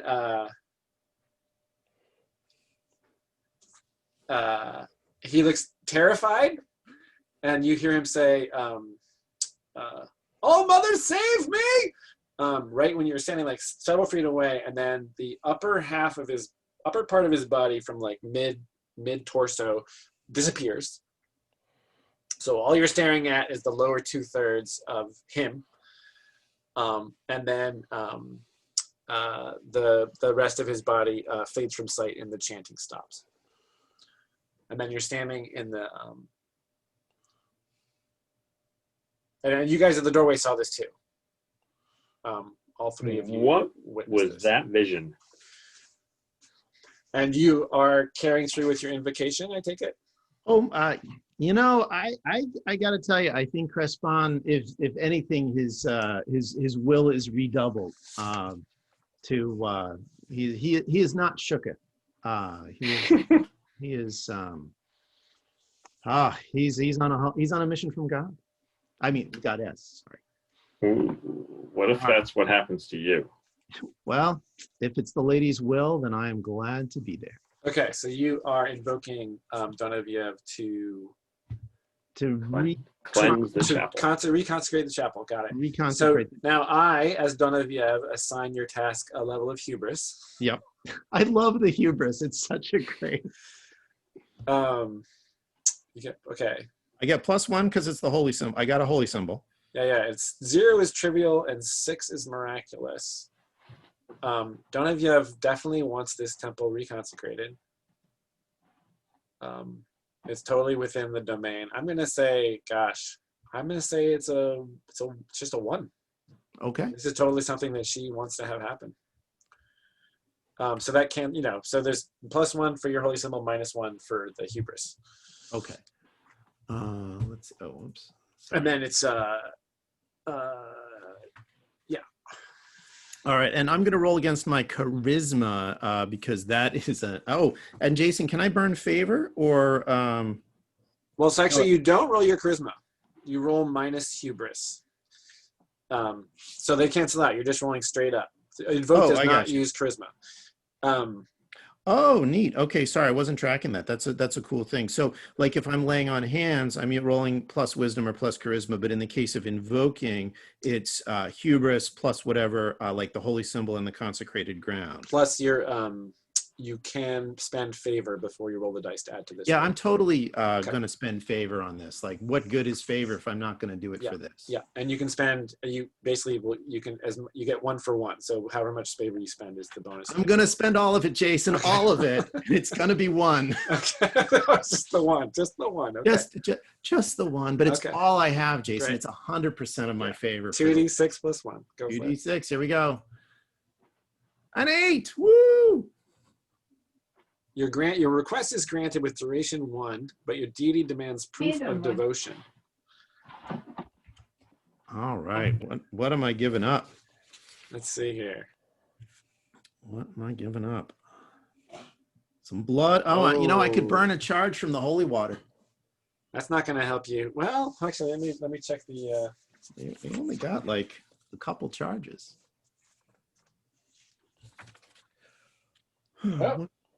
Yep. Okay. So you shake the holy water sprinkler as kind of, and on the black mold. Yeah. Okay. Black, Great. disgusting, polluting mold as the soft rains of Donviev cleanse this polluted land. Yeah. So that actually, great. So you do that, raising up your pen, faced with this vision, which dissipates. You stand fast and call out to the goddess. And as you speak and scatter the water, where it strikes the black mold, there's like little puffs of white steam come off of it, and the places where the water strikes the mold like kind of erases the mold, and then those spots kind of spread out and kind of clear it from the floor, and then the mold kind of is eradicated up onto the raised area where the statue is, and then you see it kind of disintegrate and disappear all the way up Donoviev's form until the statue is left clean of the mold. Fantastic. Leaving behind on the floor in front where that figure was, where the specter appeared and disappeared, there are dark stains, clearly blood on the floor. And those remain. And there's a little moment where the gray light from outside filtering in through those arrow slit windows kind of shifts into golden sunlight and then fades back to gray.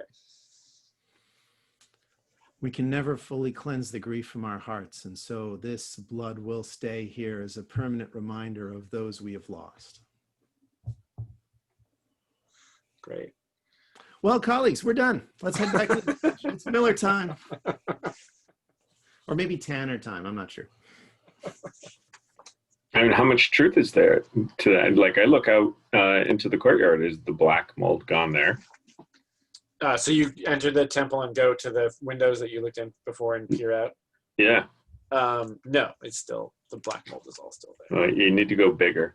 This room appears to have been at least momentarily cleansed. Yeah, and the feeling when you set foot in the room, it just doesn't feel as kind of, the air does not feel as heavy as it did previously. Who would have done this? Who is the enemy of Donaviev? Le Grenouille Noir, correct? It was the black frog. The black frog. That is the creature. Fighting a frog? While other folks are investigating and doing their thing, Crespon will attempt to pray in the light of here to restore his favor. And then as we're all, most of us, if Gabriel comes in the front door, are all in the sanctified space,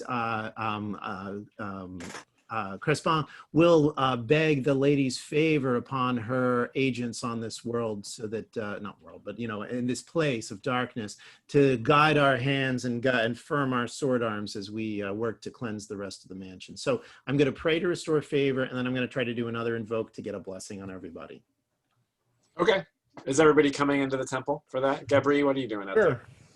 Yeah, no, I should be in there. I'm following. I'm not letting the group get away from me, but I'm still sort of lingering. Okay, got it. Great. So Crispin prays before the lady. So go ahead and roll that. That's plus wisdom or charisma. Okay, yeah. I'm going to roll against charisma, which is +0. And you get +1 for your symbol and +1 because you're now in a sacred place. Oh, thank God, because I rolled a 6. Oh, sorry, thank Donviev, because I rolled a natural 6, so that'll be an 8. Yeah, gain favor equal to your current level, so you get your 1 favor back.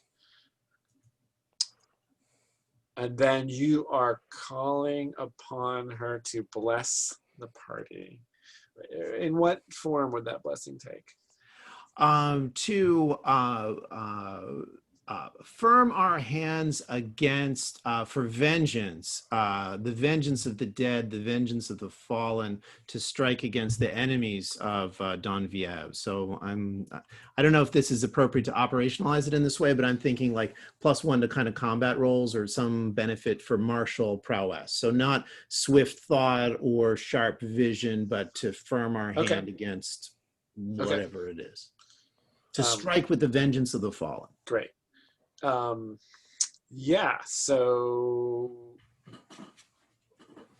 also not a major ask in this context. So I'm going to give that, that'll be a 1 also. So with +2, so you get a total +1 on that roll. Yep. So, that made it to a 7. You rolled to invoke, and that. I'm sorry. Did I have to roll? Oh, I had to roll the pray. Roll. I do apologize. Yeah, I thought the pray was a gimme. That's okay. So let me switch back to the owlbear. And all right. So I'm rolling at +1, correct? Yeah. Okay. Let's see what happens. Oh, yeah. We got an 8. Okay.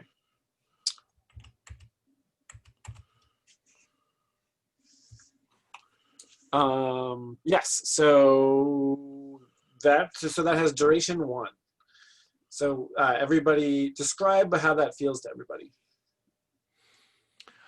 You feel that when you feel the strength of a good meal and the crispness of early autumn when the harvest is in, and you've had that wonderful feeling of waking up the day after a feast where you are not the day after what would be like a Thanksgiving thing where you're no longer bloated and full, but you feel like you've got enough power to do whatever needs doing this day. Wow, that's a good feeling. It's a good Great feeling. It's great. And Gabri is perking right up. You think about the guys in the elevator in Big Trouble in Little China when what's his name passes around that drink and they're like, "Hey, I'm feeling pretty good right now." That's the vibe. So both of those invoke rolls were a 7 to 9, and on a 7 to 9, you have to demonstrate proof of your devotion. So this is what you know that Donaviev needs from you now. Okay. You may not invoke again until you complete a trial of Donaviev's choosing, which you understand to be doing exactly what you have just stated, which is to vanquish one of these, to vanquish something that has poisoned this. There's one of those little slugs. Let's go step on it and invoke again. Right, there's an easy way to cover that one. And you get -1 to invoke until you forward your cause, and your cause is vengeance, right? Yeah, that's what you've stated. So both of those things could be solved in one thing, but those are the two things that are, which is exemplifying is the second one, and redeeming is the first one there. Oh, nice. Okay, sounds good. And then what's the blessing game effect? Is that like a hold 1 or something? Yeah, we'll say it is +1 forward to act on exactly what you just said. Okay, gotcha. Marshall acts against the darkness, Awesome. or vengeance for the dead. All right. How are we doing, Bob Swander? How you feeling? You're good. Okay. Everybody else all right?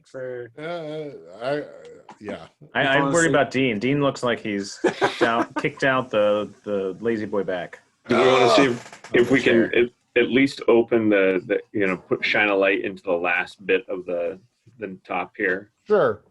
Yeah, and then so we'll check that out, and then that'll be a good place actually to. All right, so you. Come on, fighter buddy. I'm sorry. You're my captain. I'm drawing You're a black captain to frog my Gilligan. Here. Wait, and I'm looking at I got to go to the actual owl bear. Hold on. Peek through. So this is a stair up to an upper landing. This is a 2-story building, right? Not 3. That's right. The tower is 3 There's stories. a basement, right? There's definitely stairs down. Yeah, we've seen stairs down in the basement and in this side too, but nobody's gone downstairs. Okay, so Jaspar, as you pass Gabre, who's again sort of hanging to the back, he's perked up a little bit, but you hear him muttering something under his breath, and you hear the name Janon as you pass by. Just muttering. He's trying to find rhymes. What? Hey, Gabri, what rhymes with orange? It's Gabre. Ugh. okay, so you round that corner. Jaspars calls that out to Gabri, and then shines the lantern. Dean, you should mark 1 duration on the lantern at this point. Okay. You're putting the surly back into surly French person. How much duration is on the lantern? I don't even know. It's I'm sure it's on the thing here. Here, I got it. Wait. Lantern is duration 5. Okay. Bullseye lantern. Yeah. I like the concept in the Blades in the Dark where you can set clocks for things. Yeah. And I mean, it would be nice if some of these tabletop things had that. So now ability. It's got duration 4. You mean like the virtual tabletop stuff? Yeah, you could say, I need a clock. I need 7 parts to it or 3 parts to it. Yeah, there are some that do that. There are some. I can't remember which ones they are now, but I was reading about some guys that were using them. It's a clever idea. The clocks. Yeah, it's very, very useful in many different situations. Okay, so this is like an open hall area, and as you can see, there's a number of doors leading off of it. Near the middle of it, sorry, Rob, what? No, go ahead.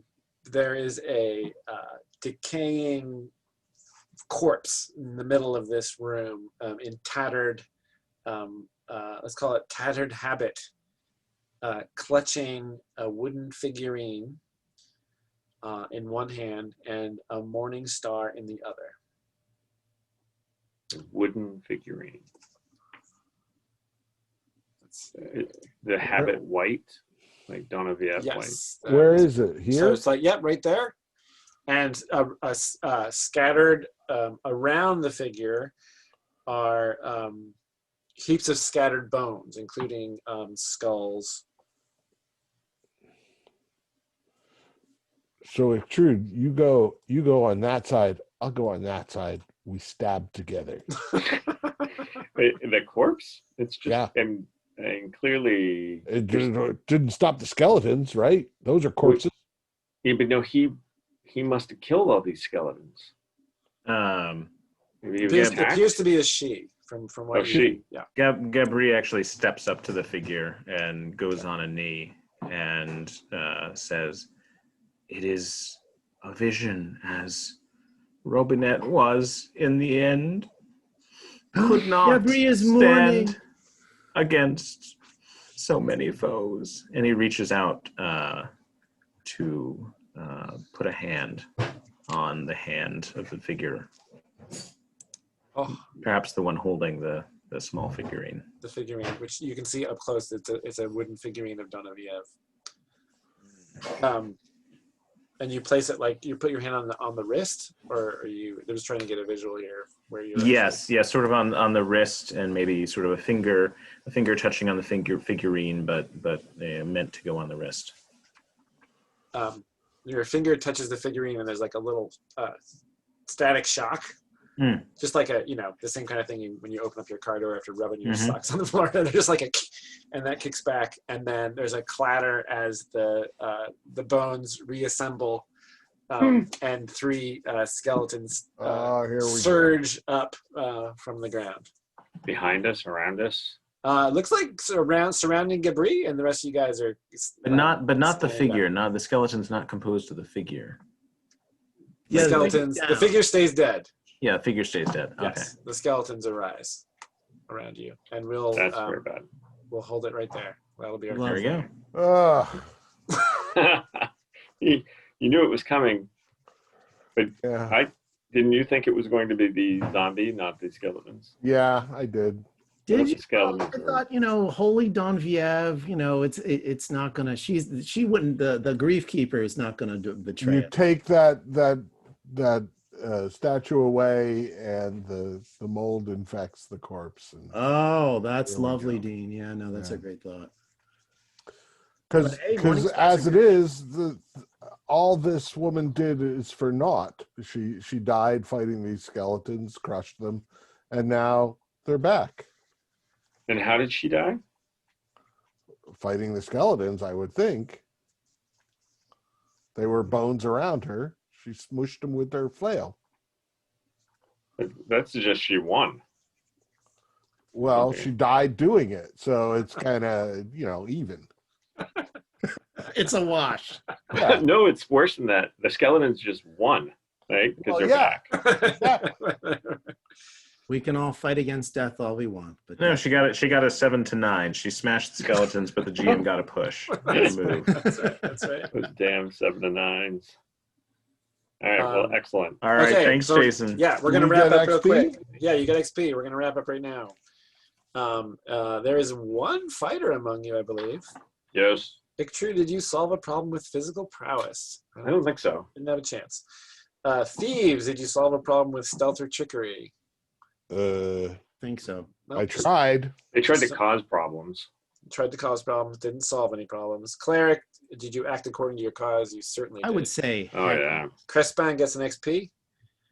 And then traits, starting with Gabri. Oh wait, but Jason, do I? Oh yeah, the bard, right? Yeah. Oh my God, that song, yeah. What's the line on the back of the bard sheet there? It says deliver a memorable performance. It was definitely memorable. Will I remember this? Yes. Oh yeah. The time that Gabri sang that song in the courtyard. The obstinate Robinette song. The most memorable thing is just the haircut and the mask, man. That's right. I know, really. It's just setting the stage. That's right. Yeah, so yes, you get XP for that. What about Gabri's traits? So I think he at least was snobbish.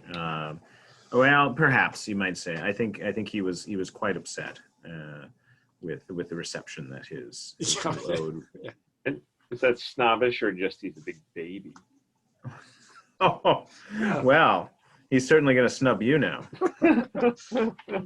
Gabri gets XP I think for he that. has snubbed. Well, maybe that was the rat catcher.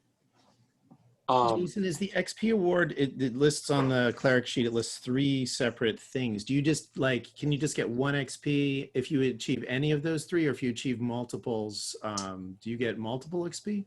The 3 that you see there are 1 for your class. Are you talking about on the back of your playbook? Yeah, on the back of my playbook. Yeah, the first one is for your class. Yep. And then the next 2 are, regardless of class. Oh, I got you. Then traits, then alignment. I'm with you. Yeah, and you get 1 for each of those bullet points. Okay. Gotcha. So, and then the next set is for everybody in the whole group. Gotcha. Gabri Are we is still on snobbish. traits? What's that? We're still on traits. Yeah. Dean, how about I was loyal to the memory of the fortune teller. I forgave her. Beautiful. So great. Although, well, not really. It's a little cruel. I'm not sure if there's any cruelty there. So. I was trying to steal that armor out from under my teammate, but You really had an failed. opportunity to step all over that song. Really, you left some cruelty on the table there. That's right. I mean, I was loyal to my fortune teller. I was like, not a word for her. What? Hello? Trude, what do you Two got? people died. All those good traits. Organized, right? I was cautious. Yep. Hopeful and forgiving. I'm sure there will become times when I need to be forgiving in this party, but it wasn't tonight. But cautious, certainly. Certainly cautious. Yep. XP. And then Alar and Crespin. Allard, curious with the candle, I think was fair. I think that was a trait that he fulfilled. And I think Crespin has both pious and enthusiastic, and I think he was certainly both of those things. Oh yeah. Absolutely. Excuse me.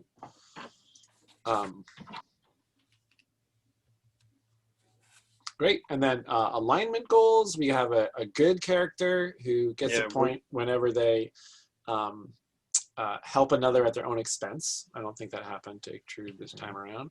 No. We have who's chaotic? I am. Allard. I did not achieve. I tried. You tried to create some chaos. Yeah. Yeah. Where do we find the what the chaos goals are? They're in the they're not on the playbook.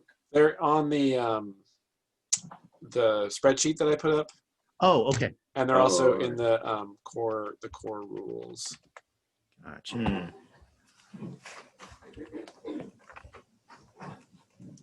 I can tell you what those are, but the chaotic is disrupt a prevailing order. Yeah. Oh, Bob, you're neutral, right? I am. Yeah. So I don't know what's the. I had visions of showing up to go to the manor in my new leather armor. Chaos erupting. I guess Allard's wearing that armor, right? Allard's all armored up. Yeah. Allard's got that armor. Great. Yeah, Jason, what's the? Yeah, sorry, I'm looking at. I rewrote it recently, so I'm trying to. I can't remember offhand how. Okay, here we are. Neutral. Satisfy a personal need or correct an imbalance. I mean, a personal need is to walk around annoying people with his songs in a way, but I don't know if that necessarily. Are you trying to annoy people, or are you trying to impress people? No, I'm trying to impress people. I say that is. I'm taking on the vantage point of the people around me. Yes, I'm trying to impress others. Yeah, so maybe not this session, but in future, satisfy a personal need or correct an imbalance. Yeah. And then lawful Crespin. To what is that? To impose or maintain order in the face of chaos. I would say heck yes. Yeah. Totally did. Crespins. And then to disrupt a prevailing order for Allard, no. Alas. No. Give him an opportunity, no doubt, but no. And then the final questions are: did you make an exciting discovery? Yes. Everybody gets XP for that. Yay! I'm level 2. Woo. Really? What? Yeah. Wow. You got all the way across? In all the dots across. Yeah, because you lose 5 when you become level 1, and then you carry over the remainder. We all had like 10 to 30. I had a lot of. Yeah, that's true. I'm pretty close too. Sorry, Jason. What happens when you have a lot of short sessions? You get more XP. Yeah. That's true. That's actually an issue. Although you didn't have an opportunity to act on your traits, and you didn't. It's true though. The shorter the session, because these last ones often you do get. Did you overcome a difficult obstacle? Difficult obstacle. I don't think. No. Yeah, I don't think that happened. I carried over 8 XP with it, Trude. That's crazy. Wow. Yeah, I did too. Did you acquire some memorable booty? No. No, I don't think so. Well, my scabbard. I would say that Crespin acquired a holy vestments and a holy symbol. Oh, well, that's certainly true. And I think so. Everybody gets a point for that. Oh, that's like that's a special moment. It was that leather armor. Don't come cheap. Traded cutlery for leather armor. I'm not sure, Dean. There's a bunch of silverware. It's a good reach, though. Yeah. All right. It would have been good booty if I'd have stolen it. So Jason, maybe tell us briefly, if it's okay, what happens with the level up? Yeah. Oh yeah. Who's there? Who's there right now? I am. Crespin and Allard, both. Yeah. Everybody? Extrude, yeah. I think Wow, so. We okay. played so many sessions. Yeah, so you're going to increase your level by 1, so that makes you all level 2. So on the front of your playbook, you can make that adjustment. You regain burned luck equal to your new level. Oh, yes. Equal to our new level, so I recovered all my luck. I'm back up to 11. And if your new level is even, which it is, you get a new advanced move. Oh, Your hit points do not increase. What? Your hit points What? do not increase. What? Still Yeah. squishy. But I When get do a they second- increase? That every odd level, your hit points increase. Man, So, but you get so you get to choose an advanced move from the. that is some old school cruelty.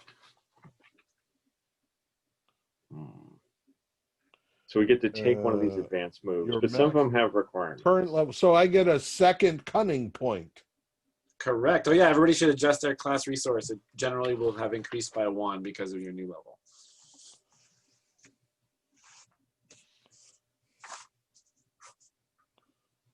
And now we get to ponder the advanced moves before our next session. Yeah. Yeah, that's what I would like to do, is probably ponder this. There's some interesting ones. No, there's some cool choices. When I follow someone else's orders to commit violence, I can burn 1 wisdom to take +1 ongoing while acting on those orders. That's my wisdom. 11. I could do that. My charisma is only a 7, so I'm not going to be a leader. The idea of Ictrude following I guess Ictrude could become Crespin's deputy. In a weird way, right? Like this is slowly Yeah. moving in that direction. Yeah. Because what's your charisma?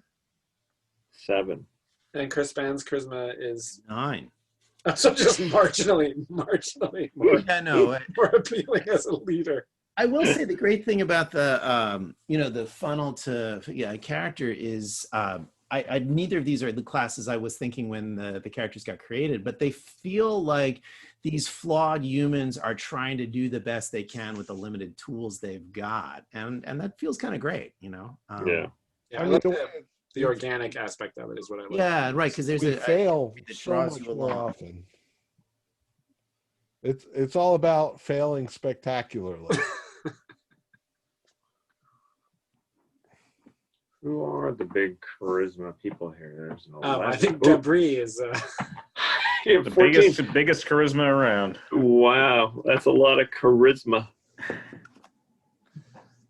Got to turn that charisma into leadership charisma. I guess there's different types of charisma in the world. Yeah. That's right.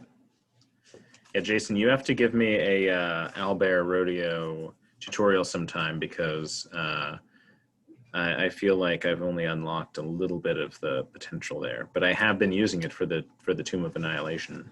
Oh, cool! campaign. Great. Yeah. Yeah, I didn't. Instead of all I did was create one big fog of war, and then you can just carve it out as opposed to doing it. I mean, I think it's really? it's more work ahead of time to do it the way that you were talking about. But with all the little rooms in this manor house, I was like, fuck that. So I just created one big thing, and then there's a tool for the fog subtract.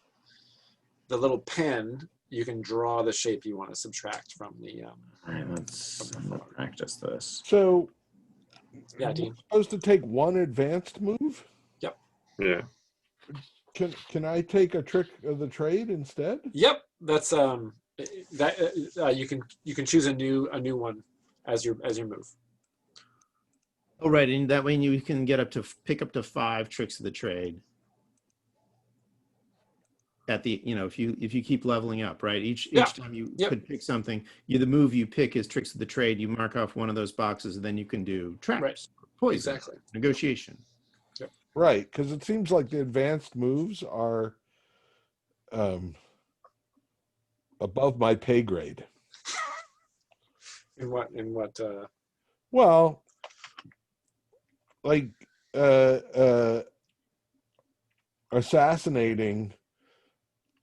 When I backstab my mark and deal damage, the idea that I would get close enough You did unnoticed once. to You did actually once. backstab anybody. You got the dog back. No, he knew me. He knew I was there. I rolled like a 7 or 8. So I It's good to adjust There your was a- sights, aim for the reasonable. Yeah. You're Yeah. right, Dean. You're absolutely right. As a human, we get to when we go up a level, do we mark 2 boxes on our stats? You mark every time you wrap up. You mark 1 ability. Oh, okay. So when you go up to an odd level, just as a part of the normal level up, you get to mark 2. But every time you wrap up as a human, every time you end a session, you get to mark an ability. So we all get to mark 1 ability of our choice. Except Gabri. Yeah. Yeah. Oh, and Allard. He's an elf. Oh, that's right. Oh my God, I forgot Allard was an elf. Yeah. No, we almost bonded over that, but you know, Hey, But somebody was snobby. somebody was Wood a elf, bit high elf. snobby. Allard has a bond with Gabri. Something One. worked out there at some point. And I think Debris might be an It's Aladdin. one-sided. That's for So, sure. Jason, if I have something marked with 5, I reset it back to. You erase those marks. I erase those marks, and then I move. So all fear the charisma of Crespin. Really? It just went up? It must be the new clothes, but yeah, his Nice. charisma is now 10. Nice. Oh, yeah, I'm definitely following you now. I think I'll mark wisdom just to start in that direction. So as a human, we get to mark 2 on 1 and No. no. So when you level up to an odd numbered level, regardless of your species, you get to mark 2. Okay. But you just move to an Heritage. even number level, and actually but humans mark at the end of each session. So you just get to mark 1 ability right now. Okay. So when we marked for 1, Yep. I marked 2 on Dex. Did I do that wrong? You should mark 2 different abilities, but then you get the human thing too. So you could have 2 on Dex because you could have used your 3rd thing. So I next marked 2 on Dex and 1 on Intelligence. There you go. That's great. Okay. And then So now I you get to mark 1 more thing, and I failed Dex twice this session. So that Wow. would, yeah. This is good, though. You'll go up. Yeah, so I go up 1 Yeah. in Dex. Great. Okay. All right, good night, gentlemen. On Okay, your way to good night. becoming an assassin. Thank Good you, night, Bob. Jason. Good to All see right, you. good night. So now I'm Yeah. a 10 Dex. Is 10 plus 1? No, 10 still 0. Fuck me. You're on the way. Jason, Allard his intelligence is now 16. Really? Yeah, I Nice. failed a bunch of intelligence rolls early on when we were like searching the mansion and stuff. Wow. And he failed 1 intelligence roll this time, and then I'm picking my 1 end of session 1 to intelligence. Great. So I mean, that's 16 still. Oh my God, 16 has Plus a higher 2. mod. yeah, no, that's big. It's No, big. that's wow. Okay. Ooh, I'm Smartest- so cunning. I am Smartest guy so in the cunning. room. Okay, so under tricks of the trade. Yeah. If I take another trick of the trade, like what is treasure? For instance, the ability to evaluate how much something's worth or whether something is magical. I don't get like more treasure No. if I open a chest. No, it's just an area that you know a lot about. Okay. So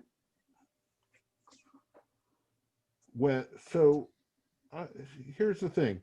I checked stealth originally, which I can understand allows me to do hide in shadows and move silently, right? You already get to do hide and shadows, move silently. Those are moves you just have. Okay. But if you'll notice, hide and shadows just means you have to stay still and nobody notices you. Right. Move silently is just its own move. Like instead of making a dex saving throw, it's its own move. Because you have stealth as your area of expertise, you can spend your cunning on anything related to stealth. Okay. So for that move silently roll, you could spend cunning Got to it. And the other advantage to cunning is you can spend it after the roll instead of before. Right. Okay. So if I take traps, Yep. then I could spend cunning on pick locks and disarm traps. Yep. What would I have to take to spend cunning on purloin? Is that treasure? That would be stealth. Oh, okay. Or either, you could argue either one, actually. It could be stealth or treasure. Because when you're purloining, you're trying to do it without being noticed. So. Okay. So it seems, well, locks, there's locks and traps. So I'm going to go with locks. But I don't have any, lock picks. Well, there's such things as improvised lockpicks. And if you've Yeah, got I cunning, guess. you can... Okay. You should be our trap setter. You should be setting traps everywhere we go. I don't have any traps. I So, have Jason, snares. I'm a forager. I pick mushrooms. I don't trap animals. Somebody True. else was the trapper, right? That's true. And Yeah, the rat Kevin. trapper. Yes, Yeah. Kevin. Oh yeah, sorry. What was I thinking? You gain one advanced move for every even level, correct? Yep. But one of the advanced moves is multi-classing to magic user, but you need to be level 3, so you wouldn't get an advanced move in level 3. So that really kind of means you need to be level 4 to choose that. Right. Because if you look at Menace to Society, it's, intelligence needs to be +1, and level 3 must be chaotic or evil. Right. When you achieve level 3, you're not going to get another advanced move, so you get that at level 4. Right. Yeah. I said I think that's a holdover for when I had the even and odd reversed. So that you would get an advanced move at odd numbered levels, and then Oh, I gotcha. switched it. Okay. So I Well, think just pointing thanks it out for thanks for catching that. Copy editing. You know what? I changed my mind entirely. What are you gonna do? Now I'm back to either evading or fainting. Take +1 forward against your foe. Does that mean next time when I fight, Yep. The next roll get a you make +1? against. Yep. Whatever roll you make against them, it doesn't have to be a fight. It could be make a saving throw or anything else. You get +1 after fainting. Okay. But it seems like I'm always rolling 7 to 9. Or I roll a 3. Or worse. Those Yeah. are the odds. Yeah. So I'm going to do evade because that way at least I have 3 hit points, Yeah. Smart. Yep. Oh yeah, we're team 3 hit points. Yeah. I think I'm going to take I like the idea of this sort of, I've got the sword. I know it's not necessarily a rapier, but I like the idea of it being we're sort of French musketeer fighters, in the French. Yeah. And so if I take deflect blows, when I roll a 7 and 9, instead of doing damage, I can roll the damage and use that as armor. And so it kind of fits her cautious Oh yeah. Totally. trait, but then also kind of can keep us alive if I'm there and taking the monster on, but not just dying. Yeah. That's great. You can totally hold off. You can keep them at bay and defend yourself. That's great. Right. Hopefully somebody else in the party will learn how to do massive amounts of damage, but I don't know if that's going to be. We'll end up talking him to death. That's right. That might be our specialty. Yeah. You just got to call down Donoviev's scythe from the heavens. That's right. Okay, guys, I'm going to... Okay. Okay. Thanks, Thanks, everybody. Good night. Thank you so much. Good Guys. night. Bye-bye. Great to see everybody.